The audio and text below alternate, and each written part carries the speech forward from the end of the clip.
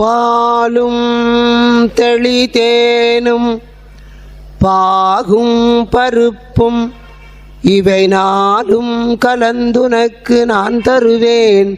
கோலம் செய் துங்கக் கரிமுகத்து தூமணியே நீ எனக்கு சங்கத்தமிழ் மூன்றும் தாம். அல்லலை போக்கி வெவ்வினையை போக்கி அன்னை வயிற்றிலே பிறந்த தொல்லையை போக்கி போகாத துயரத்தையெல்லாம் போக்கி நல்ல குணத்தை அதிகமாக்கும் அருணை கோபுரத்தின் கீழ் வீற்றிருக்கும் கணபதியை கைதொழுது சேந்தனாய் கந்தனாய் செங்கோட்டு வெற்பனாய் செழுஞ்சுடர்வேல் வானவனாய் செந்தமிழ் நூல் விரித்தவனாய் கந்த கடம்பனாய் கார்மையில் வாகனனாய் விலங்குவள்ளி காந்தனாக விளங்குகின்ற அறுபடை குமரனுடைய பாத பங்கயங்களை பணிந்து போற்றி ஒருமானை கரத்திலே வைத்து ஒருமானை சிரத்திலே வைத்து உலகேழும் தருமானை பாகத்திலே வைத்து அருள் செய்யும் பெருமானாக பவளனிடும் சைலம் போல் வரும் யானைமுகப் பெருமானை தருவானாக பொறியானை மகிழ ஏறும் பெருமானான உண்ணாமலை உடனானிய அண்ணாமலையார் திருவடிகளை பணிந்து போற்றி மாயவன் தங்கையாய் மரகத வல்லியாய் மணிமந்திரக்காரியாய் மாயா சுரூபியாய் அகிலாண்ட கோடி உலகமனைத்தும் ஈன்ற பின்னும் கன்னியன மறைகள் பேசும் ஆனந்த ரூப மயிலாக விளங்குகின்ற அன்னையினுடைய திருப்பாதங்களை பணிந்து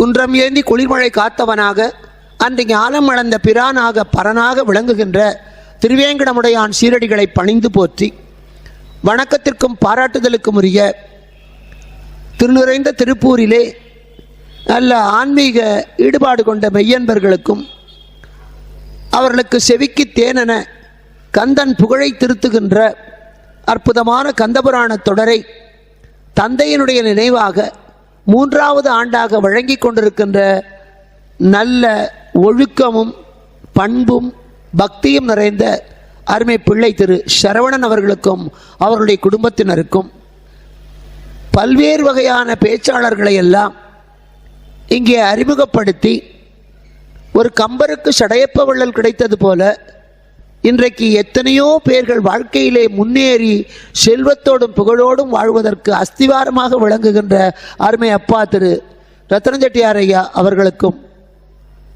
இங்கே வருகை புரிந்திருக்கின்ற சான்றோர்களுக்கும் தாய்க்குலத்துக்கும் தம்பி தங்கைகளுக்கும் என்னுடைய பணிவான வணக்கங்களை சமர்ப்பித்துக் கொள்கிறேன். பேசுவதும் கந்தனுடைய புகழ், பேச வைப்பவர்களும் நல்ல ஆன்மீக சீலர்கள், அதற்கு உறுதுணையாக இருந்தவரோ மிகப்பெரிய ஒரு ஆன்மீக திலக்கம். ஆனால் கேட்க வருகிறவர்களுக்கு ஏன் இங்கே இவ்வளவு குறைவு என்று திருப்பூரிலே மட்டும்தான் எனக்கு அந்த ஒரு கவலை. மற்ற எங்கேயும் இவ்வளோ குறைவான கூட்டம் நான் பார்த்ததே இல்லை இந்த 42 வருஷத்தில். ஐயாவுக்கு தெரியும், திருவண்ணாமலையில் நான் ஏறுறதுக்குள்ளே ஒரு 30,000 பேருக்கு மேலே உட்காந்துருப்பாங்க. நான் போனால் தான் 5 நிமிஷம் லேட்டும்பாங்க. அப்படி ஒரு நல்ல இன்றைக்கு நல்ல செய்திகள் கிடைக்கிறதே கஷ்டமாக இருக்குது. அதை கிடைக்கிற போது சேர்த்து வைத்துக் கொள்ள வேண்டும் என்ற உணர்வு வர வேண்டும். இதுதான் மற்ற மதத்துக்கும் நம்ம மதத்துக்கும் இருக்கின்ற ஒரு மிகப்பெரிய வேறுபாடு, குறைபாடு. அவர்களுக்கு பிடித்தம் இருக்கிறதோ இல்லையோ அந்த குறிப்பிட்ட நாட்களிலே குழந்தைகளே அழைத்து கொண்டு போயிடுறாங்க வழிபாட்டுக்கு. அங்கேயும் நாத்திகம் இருக்குது, அங்கேயும் கஷ்டம் இருக்குது, அங்கேயும் தான் வியாதி இருக்குது, மரணம் இருக்குது, எல்லாம் இருக்குது. ஆனால் அவர்கள் அவர்களுக்குள்ள நினைப்பார்களோ என்னமோ வெளியில் கடவுளை ஏசுகிற நாத்திகம் இல்லை. நாம் மட்டும்தான் கஷ்டப்படுறோமா? எல்லாரும் தான். ஆனால் நம்முடைய மதத்திலே மட்டுமே நல்லவைகளை கேட்பது, ஒரு குறிப்பிட்ட நாளிலே கூடியிருந்து செய்திகளை தெரிந்து கொள்வது என்ற பழக்கம் இருந்தது. இப்பொழுது இல்லை. அவர்களெல்லாம் அரும்பாடுபட்டு அதை கேட்கணும்னு தான் செய்கிறாங்க. எல்லாருக்கும் அவருக்காக வைக்கல, அவங்களாம் எவ்வளவோ கேட்டவங்க. அடுத்த தலைமுறைக்கு போய் சேரணும். இங்கே காணும், அடுத்த தலைமுறையவே காணும். ஊர்லேருந்து வந்திருக்கான், வேறு வழி இல்லை, உட்காந்துருக்கான், அவ்வளோதான். அதை கேட்க வேண்டும் என்று வருகின்ற இளம் தலைமுறை குறைந்து விட்டதே. அதுவும் பொருட்செல்வத்தை நிறைய சேர்க்கிற திருப்பூரிலே அருட்செல்வத்தை தேர்ப்பதற்கு மனமில்லையேங்கிற வருத்தம் எனக்கு ஒன்று இருக்குது. அவன் அருளால் தான் நம்ம வாழ முடியும். அப்படிப்பட்ட இந்த அற்புதமான கச்சியப்ப சிவாச்சாரியாராலே வடமொழியிலே இருந்து எழுதப்பட்ட ஸ்காந்தத்திலே பார்வதி திருமணம் முடிந்து சிவபெருமான் கைலை வெற்பிலே சனகசனாதி முனிவர்களுக்கெல்லாம் ஞானத்தை உபதேசித்து சின்முத்திரையோடு மௌனமோடு அமர்ந்துவிட உமையவளோ அவருக்கு பணிவிடை செய்து கொண்டிருக்க, என்னுடைய குழந்தை ஒன்று பிறந்து சூரனை அழிக்கும் என்று வரங்கொடுத்த சிவபெருமான் இப்படி தனியாக தவம் செய்து இருக்கிறாரே என்ற எண்ணத்தினாலே பாதிக்கப்பட்ட தேவர்கள் எல்லாம் அவர் மனதிலே ஆசையை உண்டாக்கி சிவகுமாரன் பிறக்க வேண்டும் என்பதனாலே மன்மதனை அனுப்ப, அந்த மன்மதன் முதலிலே தயங்கி வேறு வழியில்லாமல் வந்து அங்கே சிவபெருமானுக்கு எதிரிலே ஒரு மறைவிலே நிற்கிறான். நேற்றை வரை கதை அது. எம்பெருமான் சின்முத்திரை காட்டிக்கொண்டு உட்கார்ந்திருக்கிறார். அது அழகாக சொல்லுவார். மார்கா வர்த்தித பாதுகான்னு அந்த கண்ணப்பனுடைய பாதையிலே நடந்து தேய்ந்த பழஞ்செருப்பு சிவனுடைய புருவ மத்தியிலே ஏறியது. அதுபோல இங்கேயும் சித்ரோ வடதரூர், வடதிசையை பார்த்து கொண்டு தென்முக கடவுளாக இருக்கின்ற எம்பெருமான் வடக்கே உட்கார்ந்து தெற்க பார்த்து கொண்டிருக்கிறார். அதில் என்ன ஒரு வேடிக்கைன்னா, விருத்தா சிஷ்ய குருர் யுவா. வாத்தியார் வயசானவனாக இருக்கணும், மாணவன் இளைஞனாக இருக்கணும். இங்கே தலைகீழ மாணவர் இளைஞராக இருக்கிறார், ஆசிரியர் இளைஞராக இருக்கிறார். கேட்க வர்ற சனகாதி முனிவர்கள் பழுத்த பழம். குரு யுவன், விருத்தா சிஷ்ய. என்ன பாடம் சொல்லித்தரார்? மௌனம் வியாக்கியானம். மௌனத்தினாலே விளக்கம் சொல்லுகிறார். அந்த மௌனத்திலேயே சிஷ்யான சஞ்சலம், அவர்களுடைய மனத்திலே இருந்த அத்தனை சந்தேகங்களும் நீங்கிவிட்டது. இதுக்கு தான் தீட்சைன்னு பேர். தீட்சை 4 வகைப்படும். மானச தீட்சை, நயன தீட்சை, ஸ்பரிச தீட்சை, ஞான தீட்சை. மீன் இருக்கிறதே, அது ஆற்றிலேயோ கடலிலேயோ முட்டையிட்டுடும். மீனோட முட்டை பூரா ஒன்றாத்தான் சேர்ந்து அப்படியே முதக்கும். இந்த மீன் எங்கே நீந்தினாலும் அது பார்வை அந்த முட்டையிலேயே தான் இருக்கும். அந்த தாய் மீனினுடைய பார்வையின் தீட்சட்டினாலே அந்த முட்டையில் குஞ்சு பறிக்கும். இது நயன தீட்சை. அது மாதிரி சில ஞானிகள் இப்படி பார்த்தாலே, பெரியவர் இருந்தார் காஞ்சியில், அவருடைய பார்த்தாலே நம்ம வயிற்றுக்குள்ளே இருக்கிற தெட்டதெல்லாம் வெளியே வந்துடும். அப்படி ஒரு பார்வையிலே ஒரு தீட்சண்யம். இது நயன தீட்சை. அடுத்தது மானச தீட்சை. ஆமை இருக்கிறதே, அது கரையில் முட்டையிட்டு மணலுக்குள்ள கடலுக்குள்ளே போயிடும். ஆனால் அது நினைப்பு முழுக்க கரையிலே இருக்கிற முட்டையில் தான் இருக்கும். அந்த நினைப்பின் வேகத்திலே இது குஞ்சு பறிக்கும் மனசினால. இப்போ கூட நம்ம பேருக்கு அதில் வருகிறது. இன்றைக்கி என்னமோ உங்கள் ஞாபகமாகவே இருந்தது, நினச்சிக்கிட்டே இருந்தேன், நீ வந்துட்டியேம்மாங்க. நம்முடைய நினைப்பின் வேகம் அவர்களை கொண்டு வந்து வைக்கும். இது மானச தீட்சை. அடுத்தது ஸ்பரிச தீட்சை. பறவைகள் முட்டையை அடைகாத்து குஞ்சு பறிக்கும். அது மாதிரி ஒரு குரு தலையில் கை வச்சோ நெஞ்சில் கை வச்சோ, ராமகிருஷ்ணன் விவேகானந்தர் இடத்துல இறைவன் இருக்கிறாரா என்று அவர் கேட்டபோது நெஞ்சில் கை வச்சு புரிகிறதான்னார். அந்த வினாடியிலேயே நரேந்திரன் விவேகானந்தன் ஆனான். அவ்வளோதான். அவர் வேற ஒன்றும் பாடம் எடுக்கலை, ஒன்றும் பண்ணலை. புரிகிறதா நெஞ்சில் கையை வச்சார், அவ்வளோதான். இது ஸ்பரிச தீட்சை. இதுக்கு அடுத்தது ஞான தீட்சை. குரு எங்கேயோ இருப்பார், சிஷ்யன் எங்கேயோ இருப்பான்.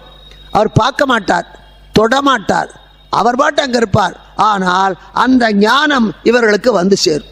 இன்றைக்கும் பல பேர் சாய்பாபா கிட்டேருந்து வருகிறது, பெரிய ஞானிகள்கிட்ட இருந்து. அது ஞான தீட்சை. எங்கேயோ இருக்கிற மின்சாரம் கண்ணுக்கு தெரியாமல் நம்ம வீட்டில் விளக்குக்கு வந்து சேர்க்கிற மாதிரி அது.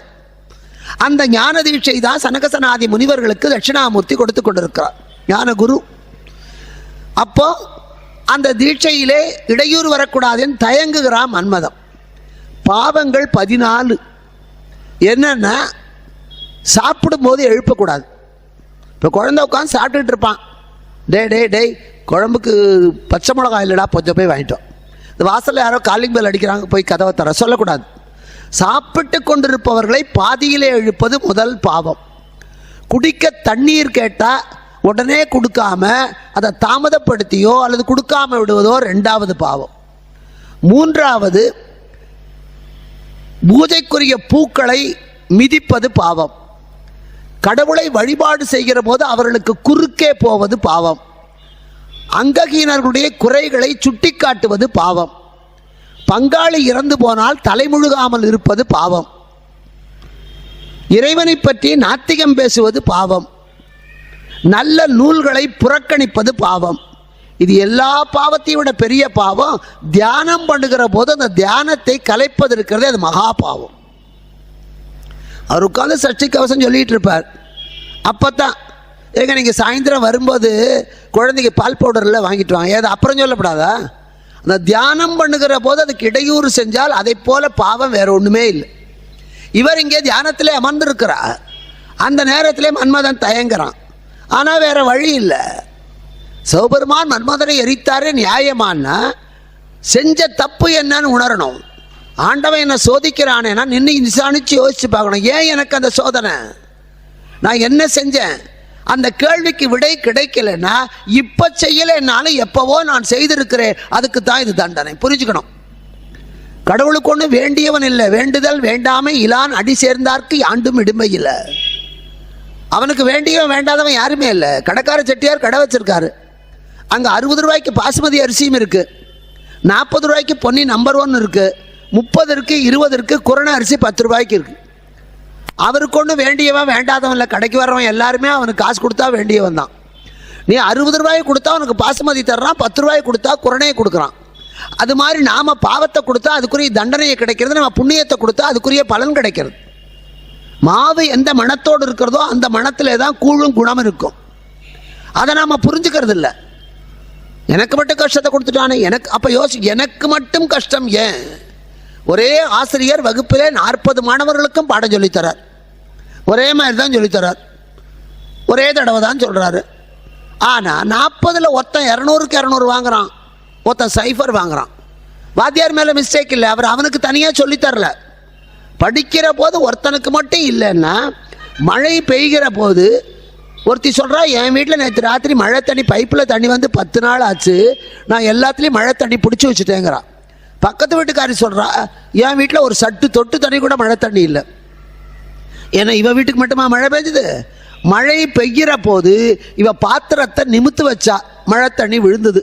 பக்கத்து வீட்டுக்காரி பாத்திரத்தை கவுத்து வச்சிருந்தா, மழை பெய்யலை. அதே மாதிரி ஆண்டவன் அருள் வரும்போது நம்முடைய மனத்தை நிமிர்த்து வைத்ததை ஏந்திக்கொள்ள தயாராயிருந்தா நமக்கு அந்த அருள் கிடைக்கும். நாம் உலக ஆசையில் நம்ம மனசை கவுத்து வச்சா அந்த அருள் வழிஞ்சு போயிடும். அதான் அது ரகசியமே. இப்போ யோசிக்கணும். இங்கே அதே மாதிரி இவன் தியானத்தை கலைக்க அவன் யோசிக்கிறான், பாவத்தில் பெரும்பாவம், ஆனாலும் வேற வழி இல்லை. 2 ஆட்டில் ஆட்ட குட்டி இருதலை கொள்ளி எறும்பு கொள்ளி தலையில் எறும்பெனவே அலங்காரத்தில் வரும். குலைவுறு அடியார்கள் உள்ள துயர் ஒழித்தவனை. கொள்ளி வெறும் மூங்கில 2 பக்கமும் நெருப்பு வச்சுட்டா நடுவில் மாட்டிக்கிட்ட கட்டெரும்பு இங்கேயும் போக முடியாது அங்கேயும் போக முடியாது. அது மாதிரி இப்படி போறதா அப்படி போறதா, பொண்டாட்டி பக்கம் பேசுறதா புருஷன் பக்கம் பேசுறதா. கொள்ளி தலையில் எறும்பெனவே குலைவுறு அடியார்கள் உள்ள துயிர் ஒழித்தவனே. தெள்ளி தெளிக்கும் முத்தம் சிந்தும் செந்தில் வள்ளிக்கு நான் வாய்த்தவனே மயிலேறிய மாணிக்கமே. இது அலங்காரம். அப்போ அந்த இருதலை கொள்ளி எறும்பு போல தவிக்கிறான் மன்மதன். வேற வழி இல்லாமல் வில்ல வளைச்சான். 5 அம்பு அவங்கிட்ட. முதல் அம்பை விடுறான். முதல் அம்பு நீலோத்பலம். ஒவ்வொன்றுக்கும் ஒரு வேலை உண்டு. நினைக்கும் அரவிந்தம். ஒரு தாமரைப்பூ அம்பை போட்டால் எங்கேயோ இருக்கிற பையன் எங்கேயோ இருக்கிற பொண்ணை நினைப்பான். அப்புறம் அந்த பொண்ணையோ ஆணையோ நினைத்து அதே ஏக்கத்தில் உடம்பெல்லாம் ரத்தம் சுண்டி போகும். நினைக்கும் அரவிந்தம் நீள் பசலை மாம்பு. மாம்புவை விட்டால் உடம்பு வெளுத்து போயிடும், ரத்தம் சுண்டி போய் ஏக்கத்தில் சோறு தண்ணி இல்லாமல். அதுக்கு அடுத்தது நினைக்கும் அரவிந்தம் நீள்பசலை மாம்பு. அனைத்து உணர்வும் அழிக்கும் அசோகம். அசோக மலரை விட்டால் அவனுக்கு வேற நினைப்பே இருக்கா. தெருவில் இன்னும் அதே பார்த்துட்டு இருப்பான். அந்த பஸ்ஸையே மாடு அடித்தாலும் தெரியாது, கார்கார ஹார்ன் அடித்தாலும் நகரமாட்டான். நினைப்பு பூரா அந்த பொண்ணு மேலே. அனைத்து உணர்வும் அழிக்கும் அசோகம். அதுக்கப்புறம் முல்லைப்பூ அம்பை விடுவான். அவன் படுத்துருவான் அந்த ஏக்கத்திலேயே. முல்லை கிடை காட்டும். முழு நீளம். கடைசியில் நீலோத்பல மலரை விட்டா முழு நீளம் கொல்லும். காதல் காதல் காதல் காதல் போயின் சாதல் சாதல் சாதல் செத்தே போயிடுவான். இதுதான் 5 அம்பு. இதில் முதல் அம்பு எடுக்கிறான், தாமரைப்பூ அம்பு. இதை மேலே பட்ட உடனேயே மனசில் நினப்பு வரணும். பக்கத்து வீட்டுக்காரன் 10 வருஷமாக இருப்பான். திடீர்னு ஒரு நாள் அவன் மேலே இந்த பொண்ணுக்கு ஆசை வரும். 10 வருஷமாக பழகுவான். அங்கே சுவிட்சு போட்டால் தான் இங்கே விளக்கெரியும். நாமே பண்ண முடியாது. அப்போது இவளுக்கு இந்த அம்பை போட்ட உடனே நினைக்கும் அரவிந்தம். சிவபெருமானை நினைக்க வைக்கணும். யாரை நினைக்க வைப்பான்? தூங்குறவனை எழுப்பலாம். ஏற்கனவே முழிச்சுக்கிட்டு இருக்கிறவனை எழுப்ப முடியுமா? செத்தவனை பிழைக்க வைக்க முடியாது, செத்தவனை மறுபடியும் சாக வைக்கவும் முடியாது. சிவபெருமான் பார்வதியை மறந்திருந்தா தானே இவன் நினைக்க வைக்க முடியும். அதனால் முதல் அம்பு விடுறான், நினைக்க வைக்கணும். ஏற்கனவே நினைப்பு அவருக்குள்ளே இருக்குது, அதுக்கு வேலை இல்லை, விட்டாச்சு. வயிறு நிறைய சாப்பாடு இருக்குது, மேலே போட்டால் அது உள்ளே போகுமா, வாந்தியாக வெளியே தான் வரும், பிரயோஜனம் இல்லை. இப்போ அந்த தாமரைப்பூ வேலை இல்லை. அடுத்த நினைவு ஏக்கத்தில் உடம்பு வெளுத்து போகணும், ரத்தம் செத்து. இவர் ஏற்கனவே பட்டையாக விபூதியை போட்டு போட்டு அந்த பவளம் போல் மேனியில் பால் வெந்நீர் போட்டு போட்டு அந்த இடத்துல வெளுத்து போச்சு. இவ அம்பு போட்டு ஒன்றும் அவருக்கு ஏக்க வரணும்னு அவசியம் இல்லை. மூணாவது அம்பு எடுக்கிறான். அது என்ன பண்ணும்? அனைத்து உணர்வும் அழிக்கும். வேற எந்த நினைப்பு, சாப்பாடு, தூக்கம் எதுவுமே இல்லாமல் அதையே நினச்சிட்டு உட்காந்துருப்பான். இப்போ அவர் என்ன பண்ணிட்டு இருக்காரு? உலகத்தையே மறந்துட்டு உட்கார்ந்துருக்காரு. எல்லா உணர்வும் அழிஞ்சு இவருக்கு போய் மறுபடியும் அழிக்கிறதுக்கு ஒன்றும் இல்லைங்க. அனைத்து உணர்வும் அழிக்கும் அசோகம் இல்லை. இப்போ நாலாவதை எடுத்தான். இந்த முல்லைப்பூ மலரை போட்டால் படுத்துருவான். இப்போ உட்கார்ந்துருக்கிற சிவபெருமான் படுத்துருவார். முதல் 3 நாள் ஆபத்து இல்லை. ஒன்று யோசனை பண்ணி பாருங்க. டேபிள் மேலே முன்னாடி உட்காந்து சேரில் அப்பா எழுதிட்டு இருக்கார். முக்கியமான விஷயம். அந்த டேபிள் மேலே ஒரு வாட்சை கட்டி வச்சிருக்கார். பக்கத்தில் செல் இருக்குது. இந்த பக்கம் ஒரு பால் பாயிண்ட் பேனா இருக்குது. இந்த பக்கத்தில் வந்த தபால் ஏதோ ஒரு கவர் கிடக்கு. இந்த பக்கத்தில் ஒரு பென்சில் கிடக்கு. குழந்தை வருது. வந்த உடனே அது என்ன பண்ணுது? அந்த பேப்பரை எடுக்குது. அப்போ அப்படி பார்த்துட்டு பேசாமல் இருப்பார். அது எடுத்தால் ஒன்றும் பிரச்சனை இல்லை, பேசாமல் இருப்பார். குழந்தை அடுத்ததாக என்ன பண்ணும்? அந்த பென்சிலை எடுக்கும். அப்போவும் பேசாமல் விட்டுருவார். மூணாவது பால் பாயிண்ட் பேன் எடுக்கும். அப்போவும் சரி எடுத்துகிட்டு போட்டு அது ரீஃபில் எல்லாம் தீர்ந்து போச்சு, அது என்ன பண்ண போகிறோம். நாலாவதாக அந்த குழந்தை அந்த செல்லை எடுக்கும். டாய் ஒரு தட்டு தட்டுவார். ஏன்னா அவன் செல்லை எடுத்து கீழே போட்டால் போயிடும். இந்த 3 நாள் ஆபத்து இல்லாத வரைக்கும் பையன் எடுக்கட்டும்னு விட்டுட்டார். அதே மாதிரி சிவபெருமான் இந்த 3 அம்பினாலே பாதிப்பு. அந்த குழந்தை அழகாக கேட்குறான். அவனை பார்த்தாலே இன்னும் கொஞ்சம் பேசணும் போல இருக்கு. ரசித்து உங்கள் பக்கத்தில் இருக்கிற பையன் தான். அப்போ அனைத்து உணர்வையும் அழிக்கக்கூடிய இங்கே என்ன ஆச்சு? அந்த 3 அம்புக்கு வேலை இல்லை. இப்போ 4வது அம்பு எடுத்தா கண்டிப்பாக பாதிப்பு வரும். செல்லை எடுக்கிற போது அப்பா அடிக்கிற மாதிரி இங்கேயும் சிவபெருமான் நெற்றிக்கண்ணை திறந்தார். அவருக்கு ஒரு கண்ணு சூரிய, ஒரு கண்ணு சந்திர, நெற்றிக்கண்ணு அக்னி. அக்னி எப்பவும் மேல் நோக்கித்தான் விடும். தீவட்டியை பற்ற வச்சு கவுத்து பிடிச்சாலும் நெருப்பு மேலே தான் வரும். அது மாதிரி நெற்றிக்கண் மேல் நோக்கியது. இவர் நெற்றிக்கண்ணை திறந்தா. ஏன் நெற்றிக்கண்ணை திறக்கணும்? இந்த 2 கண்ணு கீழ் நோக்கும். நம்ம கண்ணு இப்படி பார்க்கும். தலையை தூக்கினா தான் கண்ணு மேலே பார்க்கும். கண்ணா மேலே போகாது, இதுக்கு மேலே போகாது கண்ணு. தலையை தூக்கினா தான் கூரை தெரியும். ஆனால் கீழே நம்ம குனியவே வேண்டாம், கண்ணு தானா. இந்த 2 கண்களுக்கு கீழ் நோக்குகிற சக்தி இருக்கு. நெற்றிக்கண் மேல் நோக்குகிறது. அது மட்டும் இல்லை, இறைவனுக்கு பாகம் பெண்ணுரு ஆனாய் போற்றி, ஏகம்பத்துரை எந்தாய் போற்றி. ஒரு பாதி பார்வதி, ஒரு பாதி சிவபெருமான். தோலும் துகிலும் குழையும் சுருள் தோடும் பாலும் பசுங்கிளியும். இறைவனுக்கு சொல்வார் தோல், ஒரு பக்கம் தோலாடை, இன்னொரு பக்கத்தில் துகில் பட்டாடை. ஒரு காதில் தோடு அம்பாள் காதில் இடது பக்கம், இந்த பக்கம் கடுக்கன் குழை. தோலும் துகிலும் குழையும் சுருள் தோடும். அவ கையில் பச்சைக்கிளி, பாலும் பசுங்கிளியும், பசுஞ்சாந்தும் பைங்கிளியும். இவர் கையில் சூலம், சூலமும் தொக்க வளையும் கொண்ட தொன்மை கூலமே கண்டு ஓதாய் கோத்தும்பி. திருவாசகம். அப்படி 2 சேர்ந்திருக்கிறது. அந்த ஒருவருங்கிற வார்த்தை தமிழில் கிடைச்சிருக்கிற ஒரு மகத்தான வார்த்தை, எந்த மொழியிலையும் இல்லை. அந்த நாம என்ன பண்ணுறோம்? ஒருத்தர் வந்தாருன்னா ஒரு ஆளைத்தான் ஒருத்தர்மோ. நேற்று ஒருத்தர் வந்திருந்தாருன்னா ஒருத்தர் வந்திருந்தார், ஒரு ஆள். ஆனால் அதுக்கு அர்த்தம் அதல்ல. இப்போது ஒரு ஆளாக இருந்தால், ஆணாக இருந்தால் ஒருவன்னு சொல்லலாம், பெண்ணாக இருந்தால் ஒருத்தின்னு சொல்லலாம்.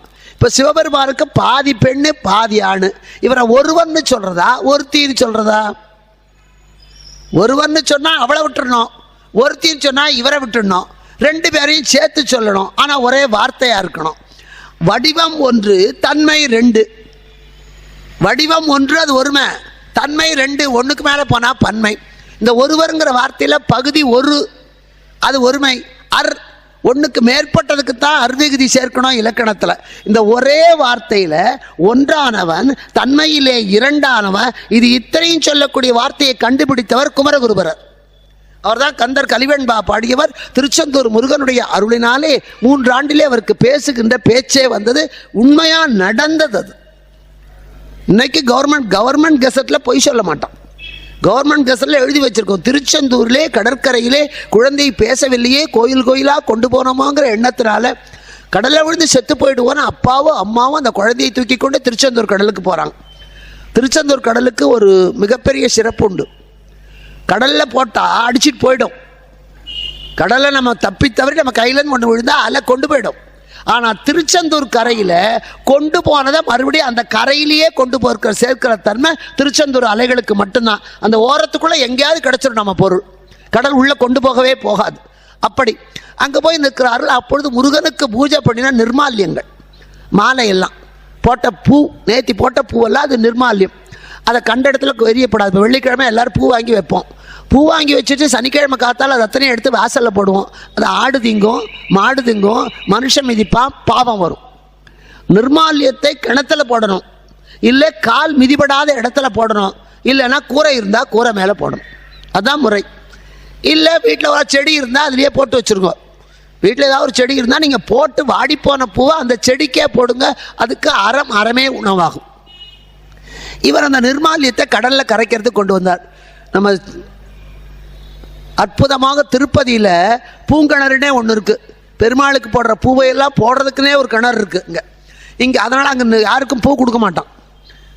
திருப்பதியில் இப்போ இங்கெல்லாம் பூஜை பண்ணி நம்ம போய் நின்னோன்னா அர்ச்சகர் சாமி மேலே இருக்க பூவை கொண்டு வந்து பிச்சு கொடுக்குறாரு ஆளை பார்த்து. ஆனால் திருப்பதியில் பூவே தரமாட்டான். ஏன் தெரியுமா? அங்கே எல்லா தெய்வங்களையும் சேர்த்து வணங்குறார். சேர்த்து இருக்கிறது திரு ஏழுமலையாங்கிட்ட. அப்போ எல்லாருக்கும் சொந்தம் அந்த பூ. அதை எடுத்து இவரோட பிரசாதம்னு கொடுத்தா தப்பு. அது ஏழுமலையானது மட்டும் இல்லை, அங்கே எல்லா தெய்வமும் சேர்ந்துருக்கு. எல்லாருக்கும் சொந்தமானதை என்னதுன்னு சொல்லிக்கிறது அரசியல்வாதி வேலையாக இருக்கலாமே தவிர ஆண்டவன் வேலையாக இருக்க முடியாது. அதனால தான் திருப்பதியில் யாருக்குமே பூ பிரசாதம் கொடுக்க மாட்டான், மணி அடிக்க மாட்டான். ஏன்னா அது தேசிகரே மணியாக இருக்கிறதால அங்கே மணி கிடையாது. நீங்கள் போனீங்கன்னா ஒரு வாங்கிட்டு வர்றதெல்லாம் திருப்பதிக்கு போயிட்டு வந்தேன்னு குங்குமத்தை கொண்டு கொடுப்போம். அது கடையில் வாங்குறதே தவிர கோவிலில் எந்த பிரசாதமும் யாருக்கும் கிடையாது இங்கே. அதனால் அதே மாதிரி இவர் அந்த நிர்மால்யத்தை கொண்டு வந்து கடலில் போட வர்றார். அப்போ இந்த குழந்தையோடு விழப்போகிறார்கள். அந்த நிர்மால்யத்தை பார்த்த உடனே அது வரைக்கும் வாயை திறந்து ஊன்னு ஒரு சத்தம் கூட வராத குழந்தை பூ அப்படின்து. முதல் பேசின வார்த்தை பூ. குழந்தைக்கும் பேசும்போது முதல்ல நல்ல வார்த்தையை சொல்லி தரணும். தோத்தா பாருடா கண்ணான்னு முதல்ல எடுத்தோன்னா நாயை கட்டினா அவன் வளர்ந்து நாயாத்தான் பிடுங்குவான் நம்மள. நல்ல வார்த்தை சொல்லுவோம். ஒரு பேனா வாங்கினா எப்படியுமே பேனா வாங்கினா கடையில் எழுதி பார்த்துட்டு தான் வருவோம். எழுதுதான்ட்டு வீட்டுக்கு கொண்டு போனால் வாங்க மாட்டான். அந்த பேனாவை வாங்கினோடனே ராமஜெயம், முருகன் துணை, ஏதாவது ஒரு சாமி பேரை எழுதணும். பேனாவை வாங்கினோடனே கிறுக்கிறது. வாழ்க்கை அந்த பேனாவில் எழுதுறதெல்லாம் கிறுக்கலாக தான் போகும். இல்லை நம்ம பேரை எழுதுறது, நம்ம பேரை அடுத்தவன் எழுதணும், நாம் எழுதி பிரயோஜனமே இல்லை. இல்லை கடைக்காரன் ஒழிகன்னு அவன் பேரையே எழுதுறது தப்பு. இதெல்லாம் பேர் எந்த காரியத்தை செய்வதானாலும் முதல் காரியம் அரிசி வாங்கி பானையில் கொட்டும் போது அட்சயம்னு சொல்லி போட்டால் அதில் சாப்பிட்றவன் எல்லாருக்கும் நல்லது. முன்னெல்லாம் சாதத்தை வடிக்கிறதுக்கு முன்னால் பானையில் உலநீர் வச்சு அதில் அரிசி போடுறதுக்கு முன்னால் இவ்வளோ அரிசி, அந்த ஊற வச்ச அரிசி எடுத்து அந்த பானையை சுற்றி அந்த அடுப்பில் போடுவாங்க. அக்னியே ஸ்வாகான். இந்த சாப்பாட்டை சாப்பிட்றவன் எல்லாரும் நல்லா இருக்கணும், சமைச்சு போட்டால் நானும் நல்லா இருக்கணும். இப்போ வாயில் போட்டுக்கிட்டு போடுது அரிசி களையிற பார்த்து இது வாயில் போட்டுக்குது. ஊரில் இருக்கணும்னா நம்மளை வாயில் போட்டுக்கிறோம். அவ்வளோதான். நாம் செய்கிற தப்புனால தான் எல்லா பலனுமே கிடைக்கிறது. இந்த குழந்தை முதல் வார்த்தை பூ. அப்புறம் முருகன் அருளால் அம்மான்னுது, அப்பான்னுது பாட ஆரம்பிச்சிருது இந்த குழந்தை. அதாவது குமரகுருபரர், மீனாட்சி அம்மை பிள்ளைத்தமிழ் பாடியவர், கந்தர் கலிவண்ணாவை பாடியவர், சகலகலாவல்லி பாலை பாடியவர். அற்புதம். நான் அருமை குழந்தை சரவணங்கிட்ட அதான் சொன்னேன். அப்போ பல பேருக்கு அருணகிரிநாதர் பேரே தெரியாது. ராமலிங்க சுவாமி இந்த தலைமுறைக்கு யாருக்கும் தெரியாது. நாவுக்கரசர் அப்பறம் ஒன்று தான் காலேஜில் வேலை செய்கிற ப்ரொஃபஸருக்கே தெரியல. அதனால் வருஷா வருஷம் நடத்துகிற போது கந்தபுராணத்தையே சொல்லி கொண்டிருக்காதே. ஏன்னா கந்தபுராண கதை எல்லாருக்கும் தெரிஞ்சு போச்சு. ஒரு முறை கந்தர் அலங்காரத்தை 7 நாள் சொல்ல, ஒரு தடவை கந்தர் அனுபூதியை சொல்ல, திருமுருகாற்றுப்படையை சொல்ல, திருப்புகழ் இன்பம்னு சொல்ல. அந்த 7 நாளில் ஒவ்வொரு நாளும் 4 பாட்டுக்காவது வியாக்கியானம் சொன்னால் கேட்கறதுல ஒரு வரியாவது மனசில் இருக்கும். ஆனால் அதை சொல்கிறதுக்கு பேச்சாளர் வருவாங்களா எங்கள் அப்பாவுக்கு தான் தெரியும், வரமாட்டாங்க. சும்மா நீ ரீல் விட்டு சட்டப்பையா சாவி கொத்தான்னா பேச ரெடி. ஆனால் ஆழமான செய்திகளை சொல்ல வேண்டும் என்றால் அதுக்கு நிறைய படிக்கணும். இப்போ தங்கத்தில் இவ்வளோண்டு மோதிரம் செய்யணும்னா 1/4 பவுனில் மோதிரம் செய்யணும்னா 1 பவுனை எடுத்தால் தான் செதுக்கினா தான் 1/4 பவுன் வரும். அதுக்கு பேர் தான் சேதாரம்னு பேர். ஒரு சிலை செய்யணும்னா இவ்வளோ பெரிய பிள்ளையார் செய்யணும்னா அவன் இவ்வளோ பெரிய கல் எடுக்கணும். அப்போ தான் செதுக்கி ஒதுக்கிட்டு பிள்ளையார் இவ்வளோ வருவார். இவ்வளோ பெரிய பிள்ளையாருக்கு இவ்வளோ பெரிய கல்லே எடுத்தால் அது எல்லாம் போய்ட்டு இவ்வளோ தான் மிச்சடிக்கும். ஒரு துதுக்கியை மட்டும் வெட்டி கையில் கொடுத்துருவான். அதே மாதிரி சாரத்தை எடுத்து சொல்ல வேண்டும். நம்ம வாரியார் சுவாமிகள் மாதிரி நீயும் கேட்ப, பேச வர்றவனும் ஒழுங்கா படிப்பான், அதுதான் முக்கியம். அதுதான் கேட்க தெரியணும். அருமை. ரொம்பிடுச்சுப்பா நாற்காலியெல்லாம், சந்தோஷம், 4 தான் பாக்கி இருக்கு. அதனால் ஏன்னா முருகன் வரும்போது அவர்களும் வந்துடுவார்ல, அவனே வந்து உட்காந்துக்குவான் அந்த இடத்துல. அதனால் இங்கேயும் அந்த குழந்தைக்கு அருள் கொடுத்தது திருச்செந்தூர் முருகன். அப்பேற்பட்ட அந்த முருகப்பெருமானுடைய அருள், அந்த கந்தனை கொடுக்கக்கூடிய சக்தி மிக வன்மையானதாக இருக்கணும். அவன் கீழ் நோக்கி பிறக்க மாட்டான். இப்போ நெற்றி கண்ணு சிவபெருமான், அதில் பார்வதி பாதி, பரமசிவம் பாதி. இப்போ வலது கண்ணு சிவனோடது, இடது கண்ணு பார்வதியோடது. உலகத்தில் எந்த ஒரு மனிதனுக்கும் 2 கண்ணுக்கும் பார்வை பவர் சமமாக இருந்தது என்று சரித்திரமே கிடையாது. ஷார்ட் சைட்டாக இருந்தாலும் இது 0.5 இருக்கும், இது 0.10 இருக்கலாம், வித்தியாசம் இருக்கும். இல்லை ஒரு கண்ணில் ஷார்ட் சைட் இருக்கலாம், ஒரு கண்ணில் லாங் சைட் இருக்கலாம். இல்லை ஒரு கண்ணு நல்லா இருக்கலாம், ஒரு கண்ணில் கேட்ராக்ட் இருக்கலாம். 2 கண்ணுக்கு ஒரே அளவு பாதிப்பு இருப்பது என்பது நிச்சயமாக கிடையாது. இப்போ சிவபெருமான் வலது கண்ணால் பார்த்தா இடது கண்ணால் பார்த்தா அவ சக்தி அதிகமா இவர் சக்தி அதிகமா தெரியாது. ஆனால் முருகன் 2 சக்தி இணைந்து வரணும். சிவம் என்பது ஆற்றல், சக்தி என்பது அந்த ஆற்றலுடைய வெளிப்பாடு. வெறுமை உட்கார்ந்துருந்தா போராது, அதை வெளிப்படுத்தணும். நான் மிகப்பெரிய வீரன் முண்டாவை தட்டிட்டு ஒரு இடத்துல உட்கார்ந்துருந்தா போதாது, அவன் அந்த முண்டாவை வச்சு வேலை பண்ணணும். வேலை பண்ண வைக்கிறவ பார்வதி, அந்த வேலை பண்ணுறதுக்கு சக்தியை கொடுக்குறவன் ஆண்டவன். இப்போ இது 2 வேணும், இல்லைன்னா அரக்கணர். இப்போ பாதி பாதியாக இருந்துட்டா கெட்டு போயிடும், அரக்கணர் தாண்டின கதை. ஆனால் ஒரே கண்ணில் பாதி ஷார்ட் சைட்டு பாதி லாங் சைட்டு யாருக்கு இருக்காது. இந்த நெற்றி கண்ணு 2 பேருக்கு சமம், அவளுக்கு பாதி இவருக்கு பாதி. 2 பேருக்கு ஒரு குழந்தை பிறக்க வேண்டும் என்றால் ஆண் பெண் 2 பேருக்கும் சமமான பங்கு இருக்கு. இன்னைக்கு தெரியாம பல பேர் சொல்ல, நாங்கெல்லாம் சுமக்கிறோமே, நீங்க சுமக்கிறீங்களா? அவன் 2 மாசம் அந்த கருமை சுமந்து தான் பெண்ணுக்கு அதை மாத்திரம். ஒரு ஆணினுடைய வயிற்றிலே 2 மாதம் நம்ம கருவாக இருந்த பிறகுதான் பெண் வயிற்றுக்கு மாறுகிறது. நமக்கு 12 மாசம் கர்ப்பவாசம். அவன் தான் முதல்ல நம்ம கருவுக்கு உரு கொடுக்குறான். அதனால தான் அந்த கொடுக்குற அப்பாவோட பேரோட முதல் எழுத்தை போட்டுக்கிறோம். அவன் வெட்டியா இருந்தா கூட, அவன் வேலை இல்லாதவனா இருந்தா கூட, அந்த பிள்ளையை வளர்க்காதவனா இருந்தா கூட, அந்த பிள்ளையை கொடுப்பதற்கு கருவை சுமந்து அதை பக்குவப்படுத்தி கொடுப்பதனால முதல் பெருமை அவனுக்கு தான். இல்லைன்னா அம்மாவுக்கே போட்டு போயிடலாம், சுமந்தவ அவதானே இல்லை, சுமந்தவனும் அவன் தான். இப்போ அதனால இறைவனுக்கு அது தெரியாத, உலகத்தில் தான் படைத்தவர்களுக்கெல்லாம் எப்படி செய்யணும்னு சொல்லி கொடுத்தவன் தானே மாறலாமா? இப்போ நெற்றிக்கண்ணை திறந்தான், 2 பேருக்கு சம பங்கு. நெற்றிக்கண்ணை திறந்த உடனே மன்மதன் சாம்பலான், சிறிதே விழுந்தான். மதன் வீழ்ந்தான், கையிலை புகை சூழ்ந்தது. எங்க பார்த்தாலும் ஒரே கரும்புகையா போயிடுது. ரதி ஓடி வந்தா. ஒன்று ஞாபகம் வச்சுக்கணும், ஒரு ஆண்மகனுக்கு எந்த விதமான ஒரு வெற்றி வந்தாலும் கஷ்டம் வந்தாலும் அதனாலே பாதிப்போ வேதனையோ சந்தோஷமோ அடையக்கூடியவள் அவனுடைய மனைவி தான். அதை ஞாபகம் வச்சுக்கணும். புருஷனை வெறுத்து விவாகரத்து பண்ணா கூட அவன் ஏற்கனவே மணந்து கொண்டவனுக்கு ஏதாவது ஒன்றுனா இவளுக்கு துடிக்கும். ஏன்னா மாற்ற முடியாதது அந்த காலத்தில். இப்பெல்லாம் சர்வசாதாரணம், இப்போ எல்லாரும் மாத்துறதில்ல, மாற்றிக்கலாங்கிற ஒரு எண்ணத்தை சொல்லித்தான் கல்யாணமே தொடங்குறாங்க. நம்ம கோபிச்செட்டிப்பாளையத்தில் ஒரு கவுண்டர் கல்யாணம், பணக்கார வீட்டு கல்யாணம். பேச போயிருந்தேன் நான். அந்த பொண்ணோட அம்மா உட்காந்துருக்கா, பையன் ஃபாரின் மாப்பிள்ளை. இன்னொரு அம்மா கேட்குறாங்க, ஏங்க ஃபாரின் மாப்பிள்ளை பார்த்துருக்கீங்களே, பையங்க எப்படி இருக்கிறானுங்களோ யாருக்குங்க தெரியும், விசாரிச்சிங்களா? இப்போ கோயம்புத்தூர் கேட்குறான். அதுக்கு அந்த அம்மா சொல்கிறா, விசாரிச்சாச்சுங்க, இருந்தாலும் பரவாயில்லைங்க, அப்படி இருந்ததுன்னா கட்டி வைப்பா, அப்படி சரியில்லைன்னா கழட்டி விட்டுட்டு போகிறது. எப்போ? தாலி கட்டுற போதே. அப்போ தான் மாப்பிள்ளை கையில் தாலியை எடுக்கிறான்.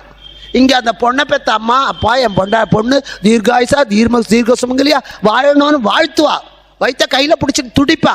ஆனால் பொண்ணை பெற்ற அம்மா சொல்கிறா, இப்படி ஒரு மாப்பிள்ளை பார்த்துருக்கீங்களே, ஏதாவது குத்தங்குறை இருந்தால் வெளிநாடாச்சே என்ன பண்ணுறது? உடனே அந்த அம்மா, அதனால் என்னங்க சரியில்லைன்னா கழட்டி விட்டுறது. கழட்டி விட்டுறதுக்காக எதுக்காக கோத்துக்கணும்? பேசாமல் இருந்திருக்கலாம் இல்லையா? நீ வேற நான் வேறன்னு. இப்போ திருமணங்கள் விவாகரத்துக்காகவே திருமணங்களா? நம்முடைய நாட்டிலே சட்டங்கள் என்பது மீறுவதற்காகவே. இங்கே துப்பாதேன்னு எழுதி போட்டிருப்பீங்க, அது வரைக்கும் அவன் ஒழுங்காக இருப்பான். துப்பாதேங்கிறத பார்த்த உடனே அவனுக்கு துப்பணும்னு தோணும், அங்கேயே துப்புவான். எதை செய்யாதேங்கிறமோ அதை செய்யறதா நமக்கு ஒரு தனி கலை. இங்கே அதே மாதிரி அவன் உமையவளை வைத்து எடுத்த உடனே கீழே விழுந்துட்டான். எல்லாருக்கும் சந்தோஷம். ஆஹா, மன்மதனுடைய அம்பு வேலை செஞ்சுடுத்து, சிவபெருமான் கண்ணை திறந்துட்டாரு. கண்ணை திறந்துட்டா பார்வதியை பார்ப்பாரு. எப்போ பொண்டாட்டி நினைப்போட தான் நெற்றிக்கல்ல அவளுக்கு பாதி இருக்குன்னு தெரிஞ்சாரு. இனிமேல் நமக்கு சிவகுமாரன் பிறப்பான், கஷ்டம் தீரும் எல்லாருக்கும். ஆனால் யாருக்கு வேதனை? அவனோட பெண்டாட்டி ரதிக்கு வேதன். அவ ஓடி வந்தா, செம்பதுமை திருக்குமாரா தமிழேனுக்காருயிரே திருமால் மைந்தா. அவன் மகாவிஷ்ணு கிட்ட இருந்து வந்தவன் தான் மன்மதன். அதனால சொல்றா, செம்பதுமை மகாலட்சுமி, செம்பதுமை திருக்குமாரா தமிழேனுக்காருயிரே திருமால் மைந்தா, சம்பரனுக்கு ஒரு பகைவா கண்ணல் வரிச்சிலை பிடித்த வீரா. கரும்பு வில்லை படித்தவனே, சம்பரனையே எதிர்த்தவனே. அதுக்கு மேல சொல்றார், அம்பவளக்குந்தனைய சிவனார் விழிலால் உடல் எரிந்தாயோ. பவளக்குன்று போல இருக்க சிவபெருமானுடைய நெற்றிக்கணினாலே உடலம் வெந்து அழிந்தாயோ.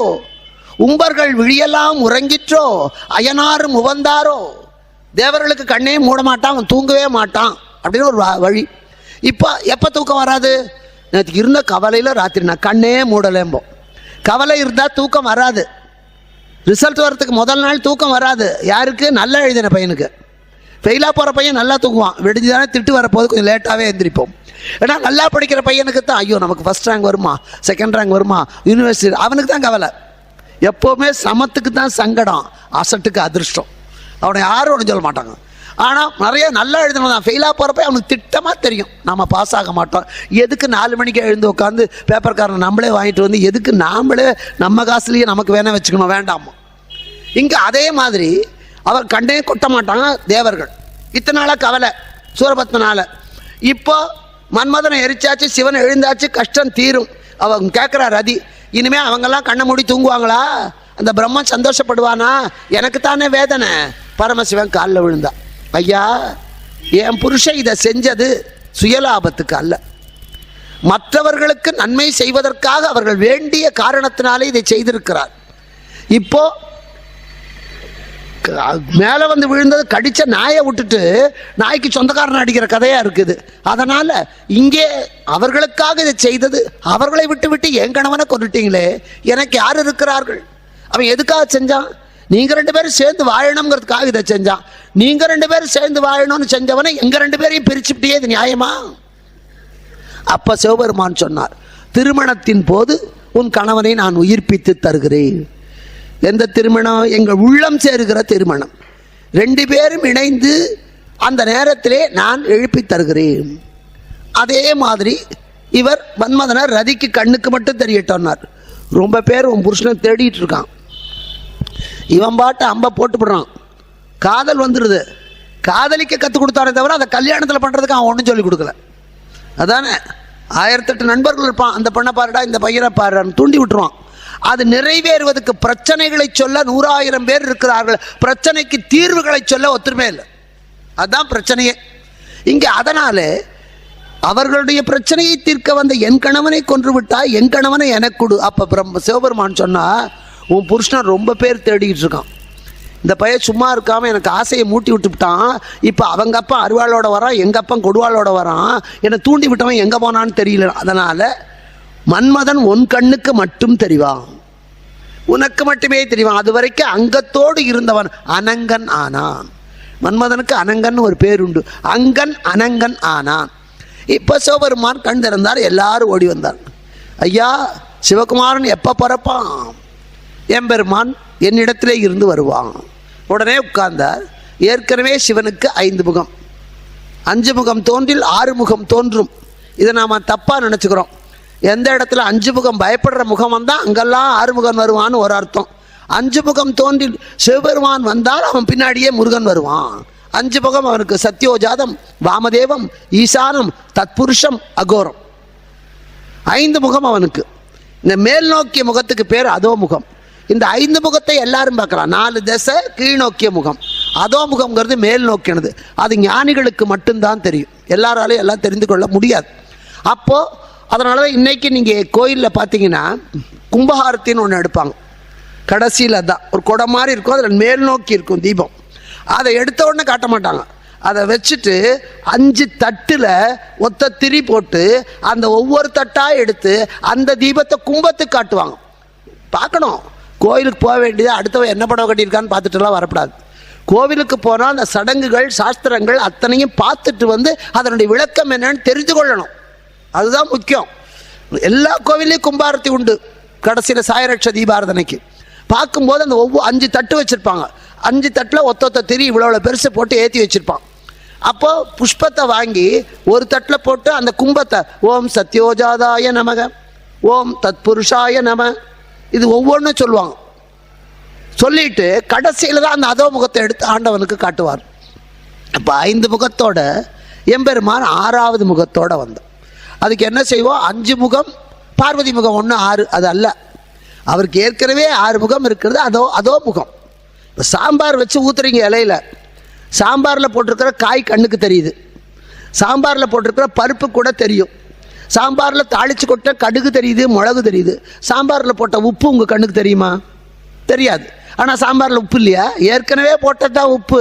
ஆனால் நம்ம கண்ணுக்கு உப்பு தெரியல, வாயில் போட்டால் தான் தெரிகிறது. அதே மாதிரி இறைவனுக்கு 6 முகம் இருந்தது.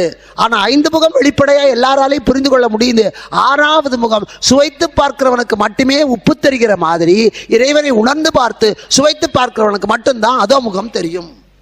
இப்போ அது மேல் நோக்கிய முகம். 6 முகத்திலேயும் 6 நெற்றிக்கண். 6 நெற்றிக்கண்ணிலேருந்து 6 தீப்பொறி வந்தது. அந்த 6 தீப்பொறியை பார்த்த உடனே பக்கத்தில் இருந்த பார்வதி ஓடுறாங்க. மற்ற எல்லா பெண்களும் ஓடுகிறார்கள். சுற்றில இருந்த பூதகணங்கள் எல்லாம் ஓடுகிறது. அந்த அக்னி அப்படி. அந்த அக்னியை யார் எடுக்கிறது? குழந்தை பிறந்தா அதை எடுக்கணும். தாயே எடுக்க முடியாது, நெற்றிக்கண்லேருந்து வருகிறது. அக்னி தேவன் ஏந்திரான். முருகனுக்கு அக்னி பூன்னு ஒரு பேர் உண்டு. அது மட்டுமில்லை, நம்முடைய வேதத்தினுடைய முதல் வார்த்தையே அக்னி. அதனால தான் நம்ம எந்த விதமான விசேஷங்கள் செய்தாலும் அது நல்லதோ கெட்டதோ அக்னேஸ்வகா, அந்த அக்னி வளர்க்காம எதுவும் இல்லை, செஞ்சுதான் ஆகணும். கல்யாணமானாலும் அதுதான், கருமாதி ஆனாலும் அதுதான். அக்னி என்பது இந்துக்களுக்கு முக்கியம். ஏன்னா அக்னி ஒன்று தான் அடியோட எல்லாத்தையும் அழிச்சிடும் குற்றத்தை. போன பிழையும் புகுதருவான் நின்றனவும் தீயினில் தூசாகும் செப்பேலோர் எம்பாவாய். வெள்ளத்தில் அடித்து கொண்டு போனால் கூட திருச்சியில் விழுந்த குடம் குடமுருட்டி குளுத்தலையில் கிடைக்கும், தண்ணியில் விழுந்தா கூட கிடைக்கும். ஆனால் நெருப்பு பட்ட கறிக்கட்டை ஒன்றுமே இல்லை, ஒன்றுமே இல்லை. அதில் இப்போல்லாம் எலக்ட்ரிக் கிரிமேஷன் பண்ணால் இவ்வளோ பொட்டத்தை கட்டி இந்த இடம் அவங்க அப்பான்னு அனுப்பி விட்டுருவான். அடையாளமே இருக்காது எதுவுமே. அதனால் நெருப்பு தான் அடியோடு அழிக்கக்கூடிய சக்தி. அதனால் இங்கே முருகப்பெருமான் நம்முடைய அஞ்ஞானத்தை, நம்முடைய பாவத்தை அடியோடு அழிக்கக்கூடிய ஞான பண்டிதன் ஆகையினாலே அவன் தோன்றுவதற்காக இந்த நெற்றி கண்ணிலே இருந்து அக்னி வடிவம் வருகிறது. அக்னி தேவன் அதை ஏந்தினான். 2 இடத்துல தான் அக்னி தோற்று போனான். எல்லாரையும் எரிக்கக்கூடியவனால 2 இடத்துல எரிக்க முடியல. ஒன்று ராமாயணத்தில் சீதை தீக்குளித்த போது அவனால் முடியலை, தூக்கி கொண்டு வந்து ராமங்கிட்ட விட்டான். அப்போ கேட்குறான் அக்னி தேவன், ராமா இந்த அக்னி பரீட்சை எனக்கா சீதைக்கா? இப்போ ரொம்ப பேர் வீட்டில் பாருங்கள், ஹோம்ஒர்க் கொடுத்தா அது அம்மாவுக்கா குழந்தைக்கானே தெரியல, இல்லை அப்பாவுக்கா குழந்தைக்கானே தெரியல. ஒரு பையன் அழுது அடம் பிடிச்சி, அப்பா நீ வாப்பா அவனை வாத்தியார் பார்க்கணுங்கிறான். வாப்பா இழுத்துட்டு போனான். கிட்ட போனவுடனே எதுக்குன்னா, நான் கணக்கு நோட்டை கொண்டு போய் கொடுத்தேன், அத்தனையும் தப்பாக இருந்தது, ஏன்டா இப்படி போட்டிருக்க, எவன்டா போட்டதுன்னு கேட்டார். போட்ட உடனே இழுத்துக்கிட்டு போகிறேன்னு. அப்பா தான் கணக்கு போட்டு கொடுத்துருக்காரு தப்பா. அதனால் அது மாதிரி ஹோம்ஒர்க்குங்கிறது அம்மாவுக்கு இல்லை, யாருக்கோ அவங்களுக்கு தான் வரணும். இங்கேயும் அதே மாதிரி எம்பெருமானிடத்திலே இருந்து கோபத்தினாலே அக்னியிலே சீதை தன்னைத்தானே இறக்கி கொண்ட போது அக்னிதேவன் தூக்கிட்டு வரான். சீதையை என்னால் எரிக்க முடியல, எல்லாரும் எரித்த என்னால் எரிக்க முடியல. அதுக்கு பதிலாக அவளோட கற்பு நெருப்பு என்னை எரிக்கிறது. சீதையோட கற்பு நெருப்பு நெருப்பையே எரித்தவள் அவள். அதே மாதிரி இங்கே அக்னி பூவா இருக்கிற முருகனை அக்னியால ஏந்த முடியல. காற்று தள்ளிட்டு வருது, காற்று தள்ளி கொண்டு வருகிறது. அந்த அக்னி தடுமாறிக்கிட்டு ஆகாச வழியா வர்றான். அப்பவும் அவனால் சுமக்க முடியல. கீழே கங்கை ஓடுகிறது, கங்கையில் தூக்கி போட்டான். அந்த கங்கை சரவணப்பூ திட்டில ஒதுக்கிட்டான்.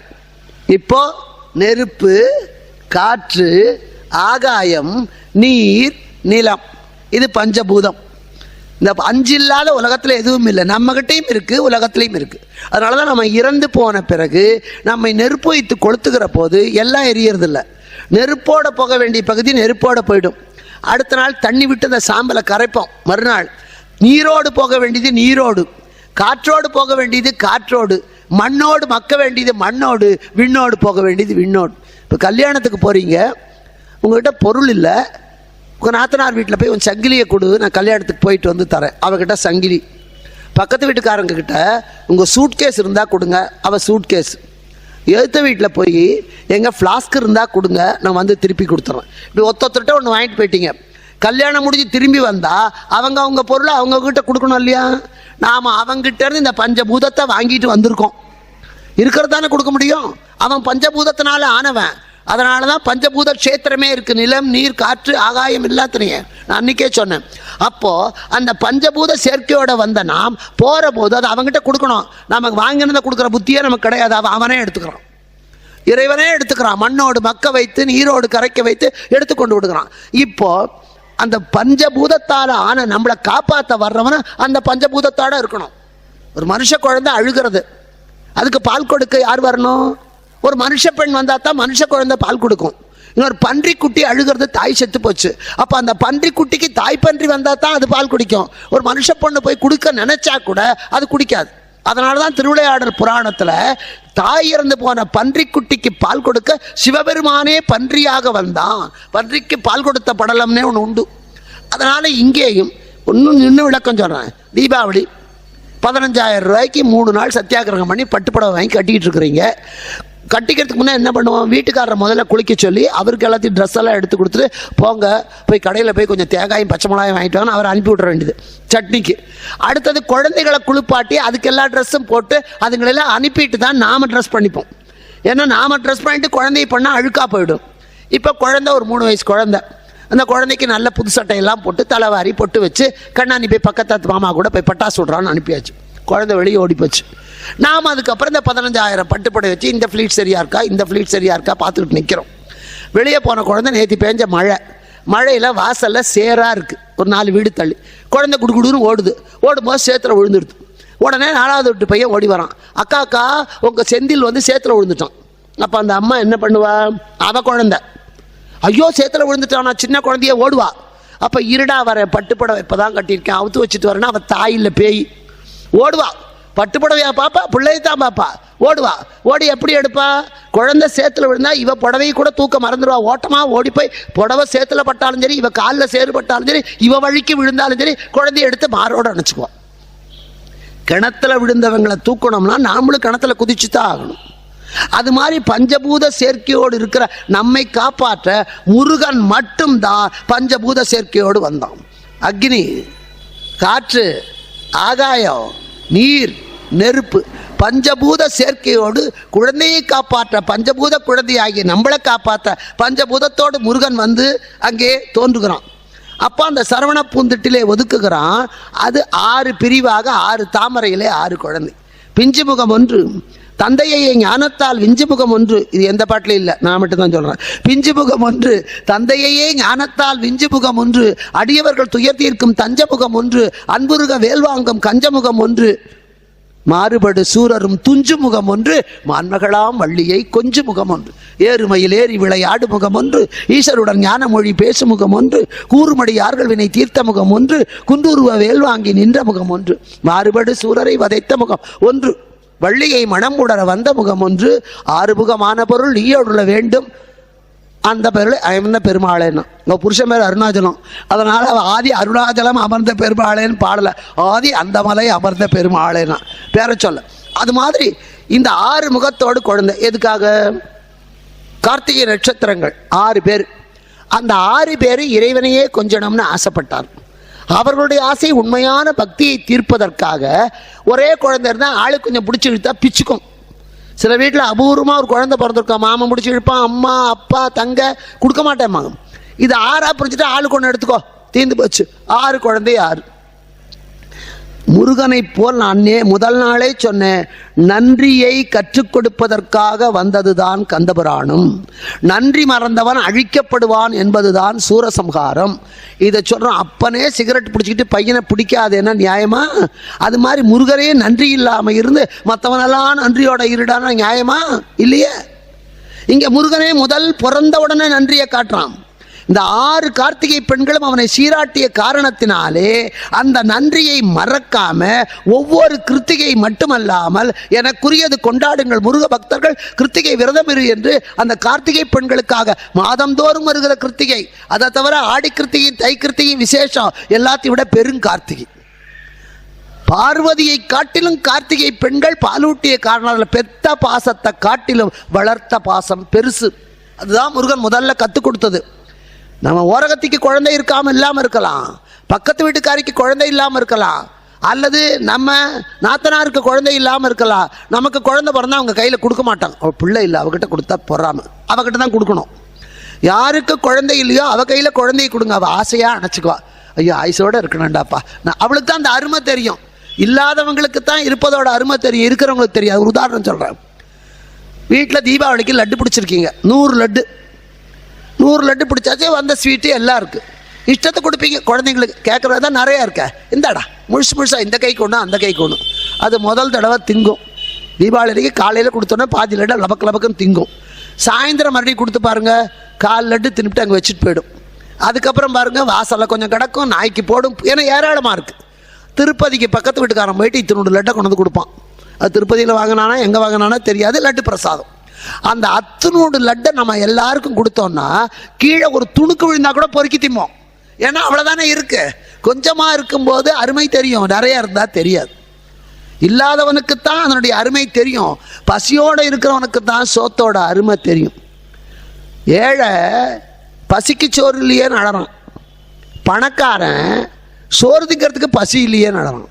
அவனுக்கு எல்லாருக்கும் பசிக்க மாட்டேங்குது, இவனுக்கு பசி இருக்கு, திங்கிறதுக்கு ஒன்றும் இல்லை. அதுதான் கவலையே வித்தியாசம் ரெண்டு பேருக்கும். செலவுக்கு பணம் இல்லையேன்னு இவன் கவலை, அவன் பணம் இருக்கே அதை செலவழிக்க செலவில்லையேன்னு அவனுக்கு கவலை. கையில் 10,000 இருக்குது, எப்படி செலவு பண்ணுறதுன்னு அவன் கவலை. ஐயோ இத்தனை கடன் இருக்கே, இதுக்கு காசு இல்லையேன்னு இவன் கவலை. கவலை எல்லாருக்கும் இருக்குது, அதனுடைய அளவும் விஷயம்தான் மாறு. இங்கே அதே மாதிரி எம்பெருமான் முருகன் நன்றியோட 6 பேருக்கும்.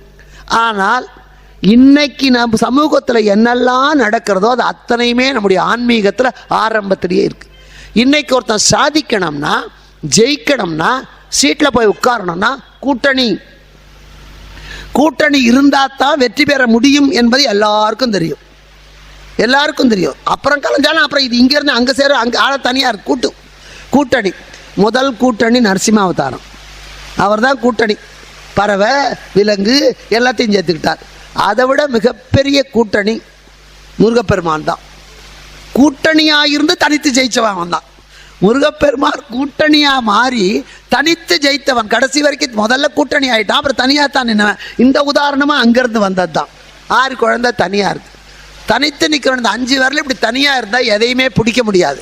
இந்த 5 இப்படி சேர்ந்தா தான் பிடிக்க முடியும், வேணும். இப்போ 6 குழந்தை தனித்தனியாக இருக்குது.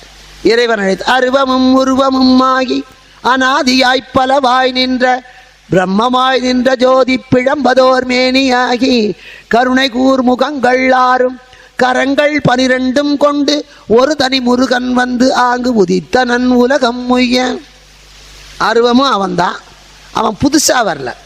அந்த ஞானம் என்ற சக்தி நம்ம கண்ணுக்கு தெரியாமல் இருந்தது. இப்போ சூரியன் உதித்தான்கிறோம், அவன் இல்லாமல் இல்லை, நம்ம கண்ணுக்கு தெரியல, அடுத்த பக்கத்தில் இருந்தான். இப்போ தான் நம்ம கண்ணுக்கு தெரியறான், அதனால் அவன் உதித்தான்கிறோம். நமக்கு தெரியாததெல்லாம் இல்லைங்கிற அர்த்தம் இல்லை. மின்சாரம் கண்ணுக்கு தெரியல. இப்போ இந்த மைக்குக்குள்ளே மின்சாரம் ஓடுவதனால தான் நான் பேசுகிறேன், ஆனால் மின்சாரத்தை பார்க்க முடியாது. நான் பார்க்கல, அதனால் மின்சாரம் இல்லைன்னு சொல்ல முடியாது. இருக்கிறது. அனாதியாக இருந்தவன் தான் முருகன். அந்த ஒன்றே பலவாக பலவே ஒன்றா. எப்படி? தங்கம் ஒன்று தான், அது தோடா ஜிமிக்கியா வளையலா சங்கிலியா மாறுது. அது அத்தனையும் உருக்கினீங்கன்னா மறுபடியும் ஒரு தங்க கட்டி தான் கிடைக்கும். அதே மாதிரி ஒன்று பலவாகலாம், பலது ஒன்றாகலாம். பருத்தியே பனியன் ஆகலாம், வேஷ்டி ஆகலாம், ஆனால் பருத்தியில் இருந்தால் எல்லாம். இங்கே அதே மாதிரி ஒன்றாய் பலவாய், பலவாய் ஒன்றாய். அருவமாக நின்னவனா வந்தான், உருவமாக நின்னவனா வந்தான். துபாயிலிருந்து நம்ம கண்ணுக்கு தெரியாமல் இருக்கிற அப்பா அனுப்பினது தான் பணம். நம்ம கண்ணுக்கு தெரிஞ்சு நம்ம பக்கத்துலேயே இருக்கிற அப்பா கொடுத்தது தான் பணம்.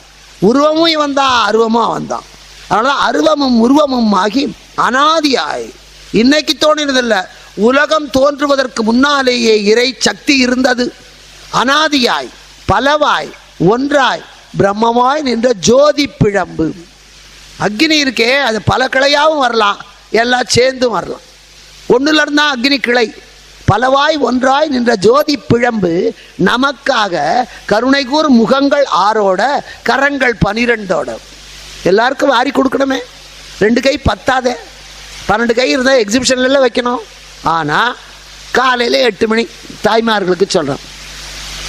பையன் ஸ்கூலுக்கு போகணும், நர்சரிக்கு ஒரு குழந்தை போகணும், ஒன்று ஹைஸ்கூலுக்கு போகணும், புருஷங்காரன் ஆஃபீஸ்க்கு போகணும், நீங்களும் வேலைக்கு போகணும். காலையில் இத்தனை கடுபிடி. அப்போது நர்சரி போகிற குழந்தை, அம்மா என் ஸ்கூல் பேக்கை காணம்மா, ஷூவை காணம்மா, தேடணும். ஹைஸ்கூலுக்கு போகிற பொண்ணு, அம்மா என்னோட யூனிஃபார்ம் ரிப்பனை காணம்மா, அது வீட்டுக்காரர். என் சட்டையில் பட்டன் எழுதிய தைச்சி வைக்க அறிவில்லை அவர். நாம் இன்றைக்கி ஆஃபீஸில் ஒரு லெட்டர் சப்மிட் பண்ணோம், அதை ராத்திரி எழுதி வச்சுருப்போம், அது எங்கே தேடணும். அந்த நேரத்தில் வேலைக்காரி, அம்மா எனக்கு புளி போட்டுட்டு வேலையை பாருமா. வாசலில் காய்க்காரி, அம்மா நான் 4 வீட்டுக்கு போனோம், என்னை அனுப்பு. அப்போ நீங்கள் என்ன சொல்கிறீங்க? எல்லோரும் இப்படி எனக்கு கழுத்து அறுத்தாங்க, 10 கையாக இருக்குது. ஒரு புளி போடுறதுக்கும் ஒரு ஷூலேஸ் தேடுறதுக்கும் நமக்கு கை வேணும், எனக்கு 10 கையாக இருக்குது. இந்த குழந்தை என்ன பாருங்குது, அந்த குழந்தை என்ன பாருங்குது. எல்லாரும் கேட்டால் எல்லாரையும் பார்க்கறதுக்கு என்ன தலை சுற்றி மூஞ்சியாக இருக்குது, ஒத்தொத்தனா தான் பார்ப்பேன். ஆஃப்டர் ஆல் காத்தால் அரை மணி நேர பிரச்சனையை தீர்க்கறதுக்கு நமக்கு 10 கை வேணும், 15 முகம் வேணும். கோடானு கோடி உயிர்கள் அத்தனையும் காப்பாற்ற, அத்தனை பிரச்சனைகளையும் காப்பாற்ற ஆண்டவனுக்கு எத்தனை முகம் வேணும், எத்தனை கை வேணும், அத்தனை இருந்துதாங்கிற அர்த்தம் இல்லை. நீங்கள் காலையில் அம்மா 10 கையில் வேலை செய்ய வேண்டியிருக்கு சொல்லிக்கிறீங்க. போய் ஆஃபீஸில் போய் நீ காத்தால் இந்த வீட்டில் வேலை செஞ்சு முடிக்க எனக்கு 10 கை வேண்டி இருக்குமா. அப்போ உனக்கு 10 கை முளைக்கலை, ஆனால் 10 கை வேலையை நீ செய்திருக்கிறாய். அதே மாதிரி ஆண்டவனுக்கு எக்ஸிபிஷனில் வைக்கிற மாதிரி இப்படி இல்லை, முகம் இல்லை. அவன் அத்தனை பேரையும் ஏக காலத்திலே பார்க்குற அளவுக்கு அவனிடத்துல அத்தனை கருணை இருக்கிறது. அதனால தான் கருணை கூர் முகங்கள், வெத்து முகம், மேக்கப் போடுற முகம் இல்லை, கருணை கூர் முகங்கள் 6 கரங்கள் 12 கொண்டு. இன்றைக்கி நீங்கள் திருச்செந்தூருக்கு போனால், இப்போல்லாம் குறைஞ்சி போச்சு, திருச்செந்தூருக்கு போனால் இலை விபூதி தான் தருவாங்க. இலை விபூதி தருவாங்க பன்னீர் இலையில், வாழை இலையெல்லாம் அது கேரளாவில்.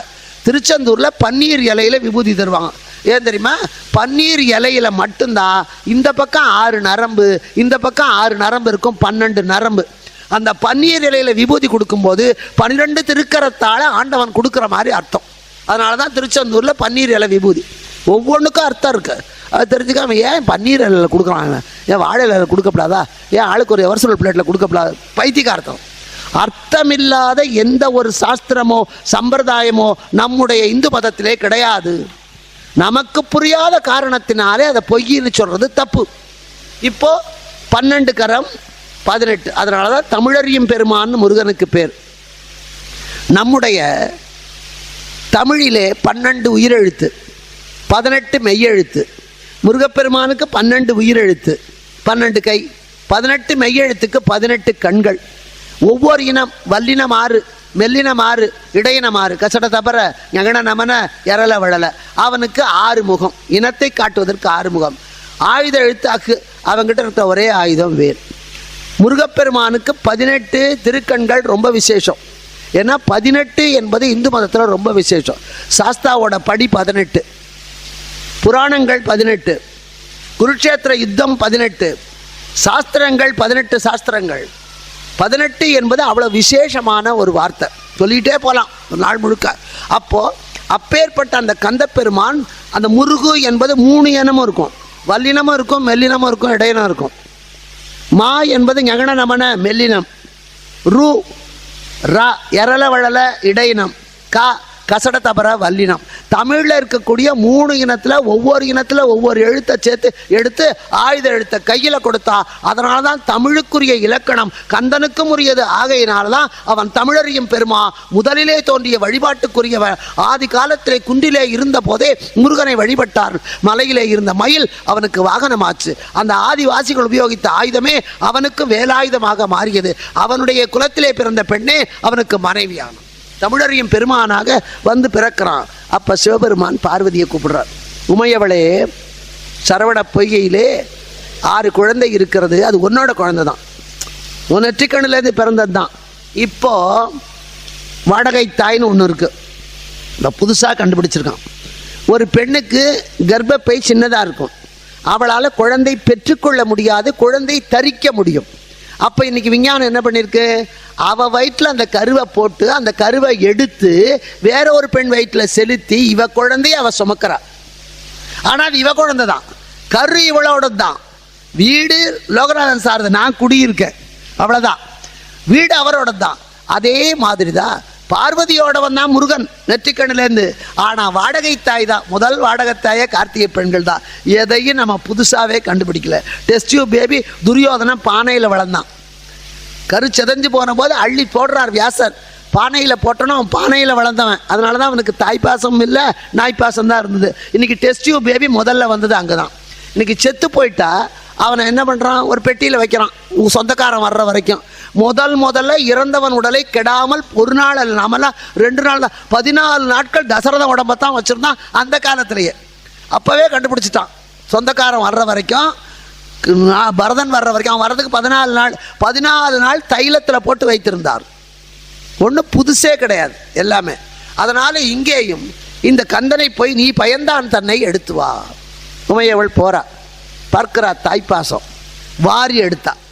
அப்பத்தான் ஒரு உடலோட 6 முகத்தோட அனாதியாய் பலவாய் ஒன்றாய் பிரபமாய் என்ற ஜோதி பிழம்பது ஒரு மேனியாகி ஒரு உடம்பு கருணை கூர் முகங்கள் 6 கரங்கள் 12 கொண்டு.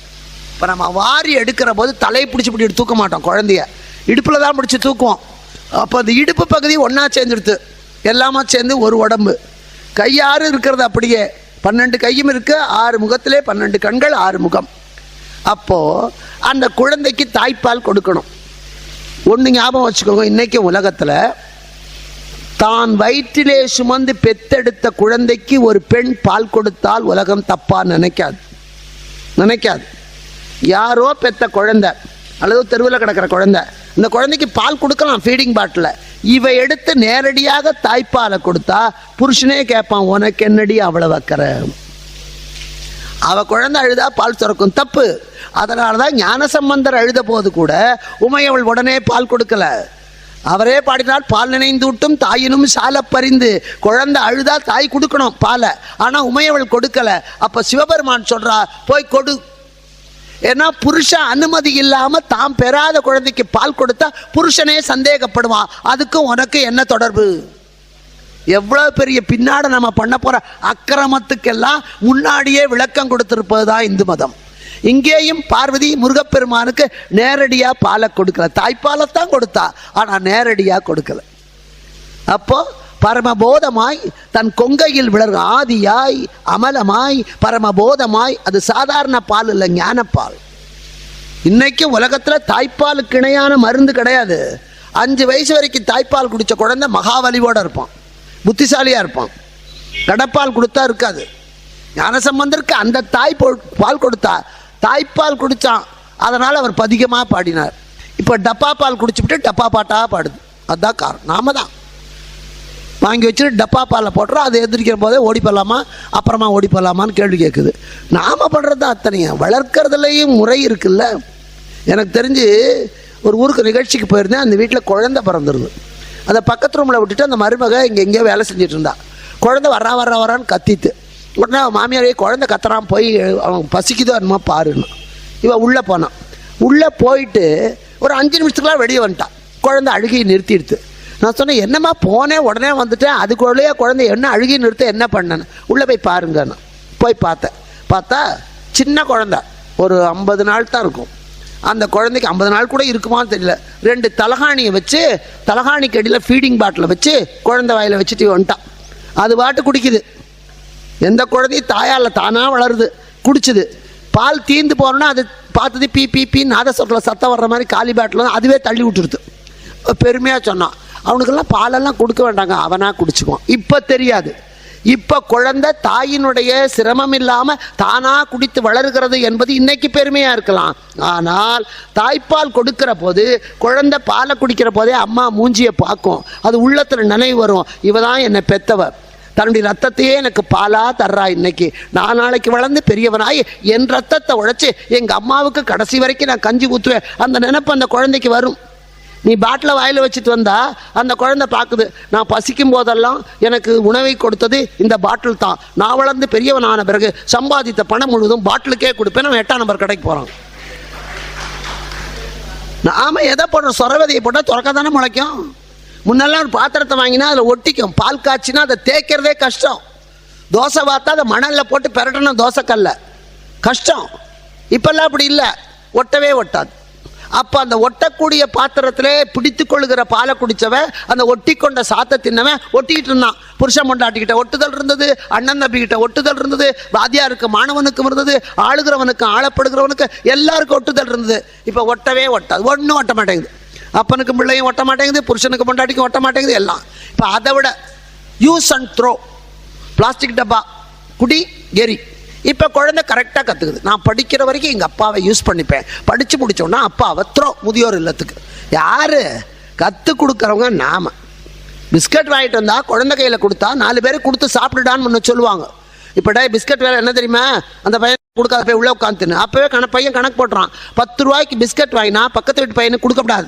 50 ரூபாய்க்கு பிஸ்கட் வாங்கினா கூட பிறந்த அண்ணனுக்கே தரப்படாது. 500 ரூபா சம்பாதிச்சா பெத்த அப்பனுக்கே சோறு போடப்படாது. நாம தானே கற்றுக் கொடுக்குறோம். அப்புறம் எப்படி குழந்தை மேலே சொல்ல முடியும்? பள்ளிக்கூடத்துக்கு போனால் வாத்தியாராவது ஒழுங்காக சொல்லி தரடா, டே 5ல் 7 போக மாடா, போகாது. பக்கத்தில் கடன் வாங்கி கழி. இது வரைக்கும் எந்த வாத்தியாராவது திருப்பி கொடுன்னு சொல்லியிருக்காரா? அவன் வளர்ந்து பெரியவன் ஆகிறான், எங்கிட்ட 5 ரூபா தான் இருக்குது, பாம்பத்தில் ஐயா சார் ஒரு 10 ரூபா கொடுங்க, வாங்கிக்கிறான். அவர் திருப்பி கேட்குறார், சார் நான் கற்க கசடர கற்பவை கற்றபின் நிற்க அதற்கு தக, நான் படிப்பேன், படித்தபடி தான் நடப்பேன். எங்கள் வாத்தியார் கடன் வாங்கி கழின்னு தான் சொல்லி கொடுத்தாரே தவிர கடனை வாங்கி திருப்பி கொடுடான்னு சொல்லலை. உங்ககிட்ட கடன் வாங்கியாச்சு, நேற்றைய பொழுத கழிச்சாச்சு, பேசாமல் போங்க சார். டேய் நன்றி மறப்பது நன்றன்றுடா. இவன் உடனே சார் நன்றல்லது அன்றே மறப்பது நன்று. அவன் நன்றி மறக்காதுன்னா நன்றி இல்லைன்னு தெரியுதில்ல, மறந்துடு. இப்படி படித்தவன் பாட்டை கெடுத்தான், எழுதினவன் ஏட்ட கெடுத்தான்ல, ஆழமான பொருள்களை நம்ம புரிஞ்சுக்கணும். எழுதினவனுக்கும் சேர்ந்து கெட்ட பேரா இங்கே. அதனால் அவன் என்ன பண்ணுறா, தன்னுடைய பாலை கொங்கையிலே வளர்கின்ற அமலமாய் போதமாய் ஆதிநாதனுடைய அமலமாய் போதமாய் தன் கொங்கையில் வளர்கிற இன்னமுதத்தை ஏதமில்லதோ குறுமொழி வெள்ளத்திலே கறந்து ஒரு நல்ல தங்க கிண்ணத்தில் கறந்து அதை காதலால் கௌரி தனையனுக்கு அர்த்தினான். இந்த வார்த்தை ஒவ்வொன்றும் லட்சம். காதலால், கடனுக்கு போடப்படாது. குழந்தைக்கு சாதம் போடும் போதும் சரி, புருஷனுக்கு சோறு போடும் போதும் சரி, பொண்டாட்டிக்கு செய்கிற போதும் அதுக்கு அடிப்படையில் அன்பு இருக்கணும். ஒரு குச்சிக்கிழங்க வாங்கிட்டு தார் ரோடு போடுறவன் அழுக்கு வேட்டியில் முடிஞ்சுக்கிட்டு மரத்தடியில் இருக்கிற பொண்டாட்டிக்கு பாதி கொடுத்துட்டு சாப்பிட்றானே அவன் தான் புருஷன். கல்யாணம் ஆகி 10 வருஷம் கழிச்சு 4 குழந்தை பிறந்தா கூட அடையாறு ஆனந்த பவனில் போய் ஒரு பக்கடா பட்டலத்தை வாங்கி இவன் மட்டும் தின்னுட்டு அக்கடான்னு வந்தால் அவன் புருஷனே இல்லை. இவன் மட்டும் தின்னுட்டாலும் அது அக்கடா இல்லை. மற்றவர்களுக்கு கொடுத்து வாழ்வது தான் இல்லறம். தனக்குன்னு வாழ்ந்தவன் இன்னொருத்தியோட. 2 பேருமா சேர்ந்து வாழ்ந்தது குழந்தைகளுக்காக. குழந்தைகள் பிறந்த பிறகு அந்த குழந்தைகளின் நண்பர்களுக்காக, உலகத்துக்காக. இந்த வளர்ச்சி வேணும், அதுதான் முக்கியம் இங்கே. அதனால தான் காதலால் அன்போட கொடுத்தா, அன்போட பால் குடித்த குழந்தை அன்போட வளரும், மற்றவங்களுக்கு அன்போட தரும். அடித்து வளர்க்குற குழந்தை அடுத்தவனை அடித்து தான் பிடுங்கும். அதனால தான் இங்கே காதலால் தனையனுக்கு அர்த்தினாள் கௌரி. குழந்தையை தூக்கிட்டு வந்தாச்சு, ஒன்னாச்சு. இந்த தன்மையில தான் 6 முகத்தோடு இருக்கான்ல, 6 விதமான குணங்கள் அவனிடத்திலே இருக்கிறது. அவனால் வாரி வாரி கொடுக்க முடியும் பல கைகளினாலே. அவர் அப்பா எத்தனை கையால் தர்மம் பண்ணுறாருன்னா அத்தனை கை அவருக்கு முளைக்கலை, அத்தனை பேருக்கு கொடுக்குறாருன்னு அர்த்தம். இப்போ முருகன் கந்தவெற்புக்கு வந்தாச்சு, விளையாடுறான். அவனுடைய விளையாட்டுக்கள் எல்லாமே உலகத்தையே மகிழ்விக்கக்கூடிய விளையாட்டு. அந்த நேரத்தில் குழந்தை சிறுதேர் உருட்டி விளையாடுகிறது. ஆண் குழந்தையாக இருந்தால் எதை கண்டாலும் மட்டும் அடிக்கும், டப டப டபடன்னு தப்பட்டா, எதை பிடிச்சாலும் இழுக்கும். இப்போ எந்த குழந்தையும் இழுக்கிறதில்ல, அப்பனையும் அம்மாவையும் பள்ளிக்கூடத்துக்கு தான் இழுக்குது, ஃபீஸ் கட்டுற அன்றைக்கி மட்டும்தான். முன்னெல்லாம் இழுக்கும். முன்னெல்லாம் தேர்க்கடையில் போனால் ஆனை வாங்கி தருவான், குதிரை வாங்கி தருவான், சக்கரம் வச்சுருக்கோம், இழுக்கும் குழந்தைங்க. பெண் குழந்தைங்க சொப்பு வச்சு விளையாடும். நான் ராமேஸ்வரம் போனால், திருச்செந்தூர் போனால் மாக்கல் சொப்பு மரச்சொப்பு வாங்கிட்டு வந்துடும். சின்ன வயசுலேயே சோறு குழம்பு பண்ணும்.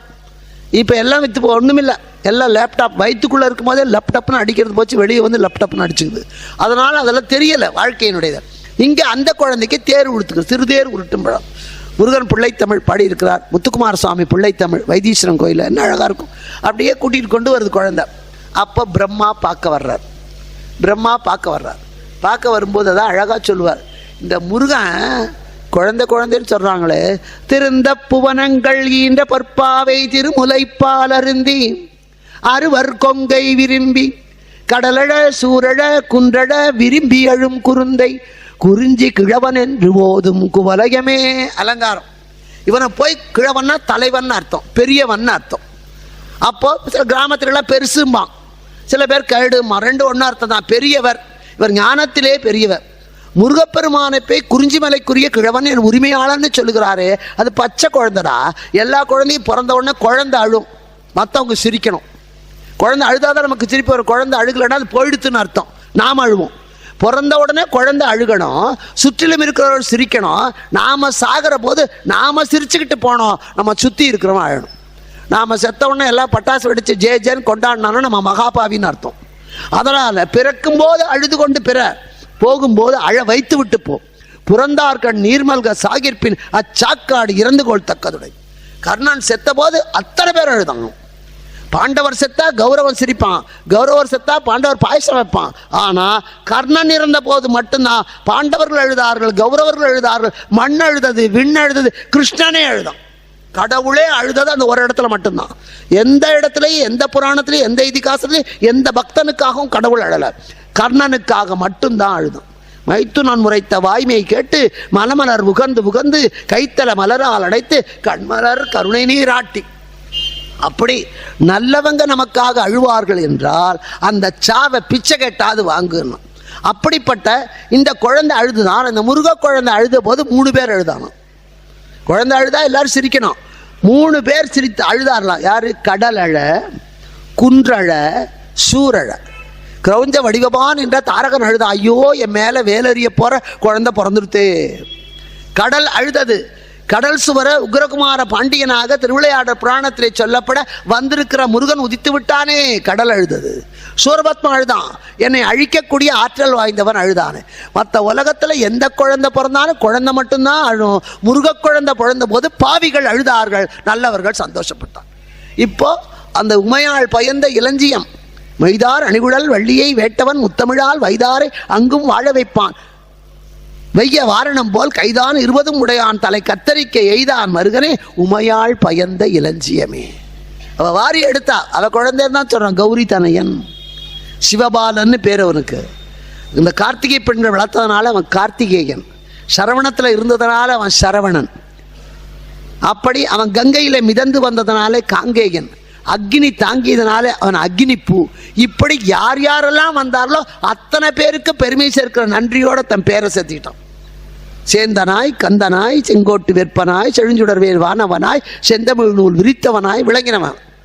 அப்போ வேலை பிடித்ததனால் வேலன் என்று குமரனாய் இருப்பதனாலே குமரன், உமையவள் அழைத்ததனாலே உமையவள் சிவபாலன்.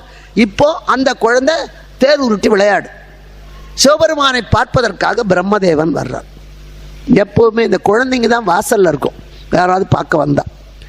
இதில் ஒரு பெரிய தத்துவம் இருக்கு. எந்த வீட்டுக்கு போனாலும் குழந்தை இருக்கிற வீட்டுக்கும் பெண்கள் இருக்கிற வீட்டுக்கும் வெறுங்கையோடு போகக்கூடாது. இது பெரியவங்க சொல்லி கொடுத்த வார்த்தை. குழந்தை இருக்கிற வீட்டுக்கு ஒரு 2 திராட்சை பழத்தையாவது வாங்கிட்டு போகணும், ஒரு பிஸ்கட் பாக்கெட்டையாவது வாங்கிட்டு போகணும்.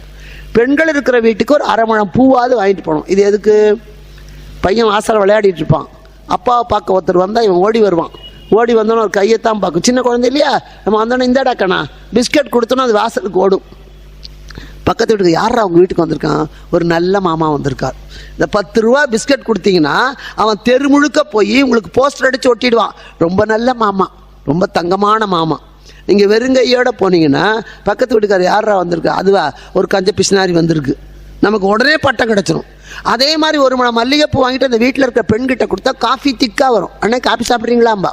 நீங்கள் வெறுங்கையோட போய் வீட்டுக்கார் காப்பி கொடு, காப்பி வேண்டாம் ஒன்று வேண்டாம், கெட்ட காப்பியா. நமக்கு மரியாதை கிடைக்கணும்னா அந்த அம்மாவை சரி பண்ணிக்கணும், நமக்கு மதிப்பு கிடைக்கணும்னா குழந்தையை சரி பண்ணிக்கணும். இது அடிப்படை உண்மை. ஒரு பெரிய கலெக்டர் வீட்டில் போய் ஒரு காரியம் சாதிச்சுக்க போகிறீங்க, அது ஒரு எம்எல்ஏ வீட்டில் போய் ஒரு கையெழுத்து வாங்கணும். அவன் வீட்டு குழந்தை விளையாடிட்டு இருக்கோம், வெளியே மூக்கில் சளி ஒழுகும், அது பாட்டு விளையாடிட்டு இருக்கோம். அங்கே போயிட்டு அது கேட்கும், நீ யார்? ஏன்னா அது பணக்கார வீட்டு பிள்ளை, அப்படி தான் கேட்கும். நீ யார், எதுக்கு வந்த? நாம் உள்ளே போவோம். உள்ளே போய் என்ன சார் உங்கள் பையன் மரியாதை இல்லாமல் பேசுகிறான்னு சொல்லப்படாது, கையெழுத்து கிடைக்காது. சார் உங்கள் பையன் பெரிய ஞானி சார், கடவுளை அவர் இவர்னா சொல்கிறோம். சாமி வருது, சாமி வருது, முருகன் வர்றான், பிள்ளையார் கொடுக்குறார். சிவபெரும் பிள்ளையாரை உத்தரத்தான் யாராலையும் அவன் இவன்னு சொல்ல முடியாது, பிள்ளையான்னு சொல்லவே முடியாது. திட்டுறவன் கூட பிள்ளையார்னு மரியாதையை தான் சொல்லணும். மற்ற எல்லா சாமியும் சிவன், கிருஷ்ணன், ராம, முருகன் எல்லாம் அவன் இவன் தான். பிள்ளையார பிள்ளையான்னு சொல்ல முடியாது. மரியாதையோட போட்டு உடைக்கிறவங்க கூட பிள்ளையார் மரியாதையாக சொல்லணும், அவர் தான் கெட்டிக்காரரு இங்கே. அதனால் எல்லாத்தையும் நம்ம அவன் இவன் அது சாமி வருது அப்படி தான் சொல்கிறோம். நம்மளையும் பார்த்து நீ யாருங்குது அந்த பையன். சார் உங்கள் பையன் தெய்வ குழந்தை சார், நம்மளையும் தெய்வ மாதிரியே கூப்பிட்றான்னு சொல்லணும். மூக்கில் சளி ஒழுகுதுன்னு சொல்ல, அறிவு ஒழுகுது சார், அப்போ தான் காரியம் ஆகும். சாதாரண ஒரு இன்னைக்கு இருந்து நாளைக்கு டிஸ்மிஸ் ஆகிற ஒரு ஆளுகிட்ட போய் ஒன்று வாங்குறதுக்கே அவன் குழந்தைய புகழ்ந்து தம்மின் தம்மக்கள் அறிவுடைமை மாநிலத்து மண்ணுயிர்க்கெல்லாம் எரியுது. உன் பிள்ளை கெட்டிக்காரன்னு சொன்னா அப்பன் சந்தோஷப்படுவான். முட்டாள பெத்தவனா இருந்தா கூட 4 பேர் உன் பிள்ளை கெட்டிக்காரனா வேண்டியதை கொடுப்பான். உண்மையிலேயே கெட்டிக்கார குழந்தை. அதை பார்க்க பிரம்மதேவன் வரான், முருகனை கண்டுக்கவே இல்லை. நேராக போனான். முருகன் கேட்டார், நீ யாரு? சிவபெருமானை பார்க்க வந்திருக்கிறேன். சரி, நீங்க யாரு? நான் தான் பிரம்மன். அந்த நான்கிற வார்த்தை வரப்படும், அதான் ஆணவம். ஆணவத்தை அடக்குவதற்காக வந்து பிறந்தவன் முருகன். அவங்ககிட்ட போய் நான் தான் பிரம்மன். கோவிலுக்கு போய் ஒரு அர்ச்சனை டிக்கெட் வாங்கிட்டு வீட்டில் இருக்கிற நாயிலிருந்து தாய் வரைக்கும் நட்சத்திரத்தை சொல்லி அர்ச்சனை பண்ணுமா? சொல்லக்கூடாது.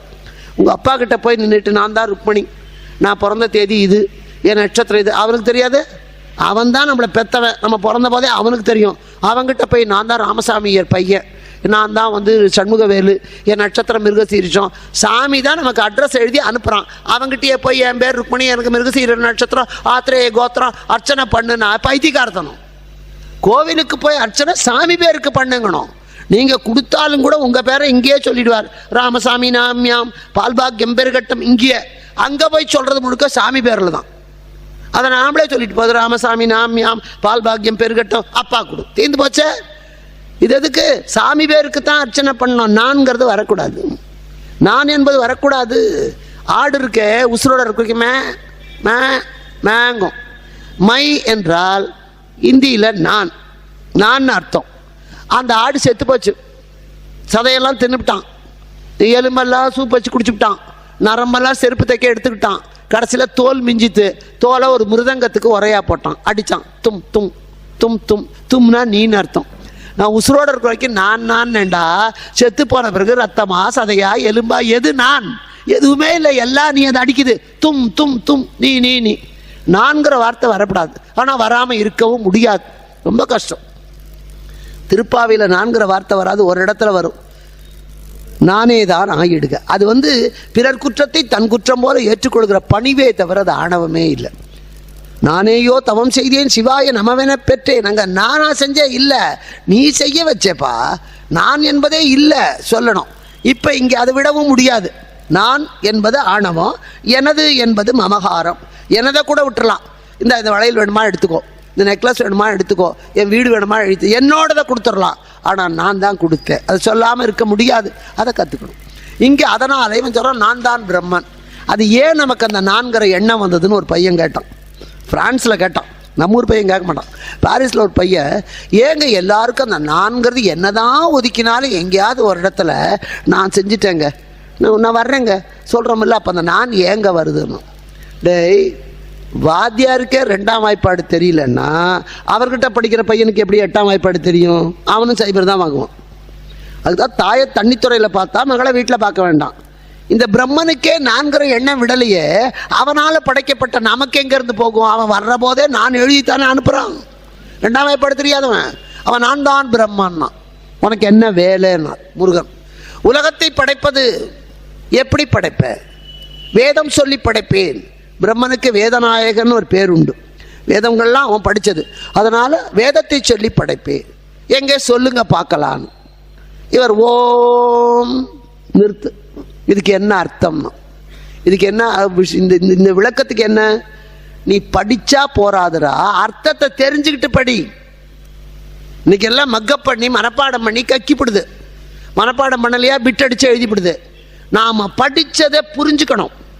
ஒவ்வொரு வகுப்புக்கும் 10 திருக்குறள் மனப்பாட பாடம். ஹையர் செகண்டரிக்கு 30 திருக்குறள் மனப்பாட பாடம். 11 வருஷம் கீழ் வகுப்புகளில் படிக்கிற போது குறைஞ்சபட்சம் அவன் ஒரு 200 திருக்குறள் மனப்பாடம் பண்ணி இருக்கணும். ஆனால் பரீட்சை முடிஞ்சு எல்லாரும் தான் எங்கே 2 திருக்குறள் சொல்லுங்க, அதெல்லாம் அப்போ மறந்துட்டேன். சாப்பிட்டது ஜீரணம் ஆகணும். இப்படி போட்டது அப்படியே வெளியே வந்துட்டா பிரயோஜனம் இல்லை. அது மாதிரி புரிந்து கொண்டு படி. அதைத்தான் முருகன் கற்றுக் கொடுத்தான். இப்போ ஓம்னு சொன்னியே, இதுக்கு என்ன அர்த்தம்? நம்ம எல்லாம் படிப்போம், அட்டையில் அது யார் எழுதினதுன்னு தெரியாது. கதை தெரியும், அந்த கதாசிரியர் பேர் தெரியாது. எந்த ப்ரெஸ்ஸில் அச்சடித்தான் தெரியாது. வீட்டுக்குள்ளே எட்டி பார்ப்போம், வாசப்படி தெரியாது. இங்கே அதே மாதிரி இவனை ஓம முக்கியமாக நினைக்கல, வேதத்தை மட்டும் படிச்சுட்டான். வேதம் படித்தவர் பிரம்மா, வேத நாயகன். முருகன் சொன்னார் ஓம்க்கு என்ன அர்த்தம் தெரியல, ஓங்கி ஒரு குட்டு வச்சான். ஏன் இப்போ வீட்டில் இப்போல்லாம் ரீஃபில் பாக்கெட் வருது, இப்போ 1 கிலோ சர்ஃப் வாங்கிட்டு வர்றீங்க பாக்கெட்டில், ஏற்கனவே சர்ஃப் போட்டு வச்ச 1 கிலோ பாட்டில் உங்கள் வீட்டில் இருக்குது. நீங்கள் அந்த பாக்கெட் வாங்கிட்டு வந்தோன்னா அதை கத்திரிச்சு இந்த பாட்டிலில் போடுறீங்க, பிடிக்காது. அப்போ என்ன பண்ணுறீங்க, பாட்டிலில் குலுக்கி விடுவீங்க. குலுக்கி விட்டால் அந்த 1 கிலோ சர்ஃப் இதில் பிடிச்சிரும். குலுக்கி விட்டால் உள்ளே போயிடும். எங்கூட ஒரு டீச்சர் இருப்பாள், பிள்ளைக்கு 4 இட்லி ஊட்டிட்டு சுற்றிட்டு வாடா கிரவுண்டம்பா. அவன் எலிமெண்ட்ரி ஸ்கூலில் படிப்பான். எதுக்குடி நான் இத்தனை பேர் இட்லி அதை அவ்வளோ முழி பிதுங்கும், தின்னுட்டு வா, ஏன்னா சுற்றிட்டு வந்தால் கொஞ்சம் குலுங்கினா உள்ளே இறங்குங்க. அப்படி போடணுமா, வாயை திறந்தா காக்கா கொத்துற அளவுக்கு.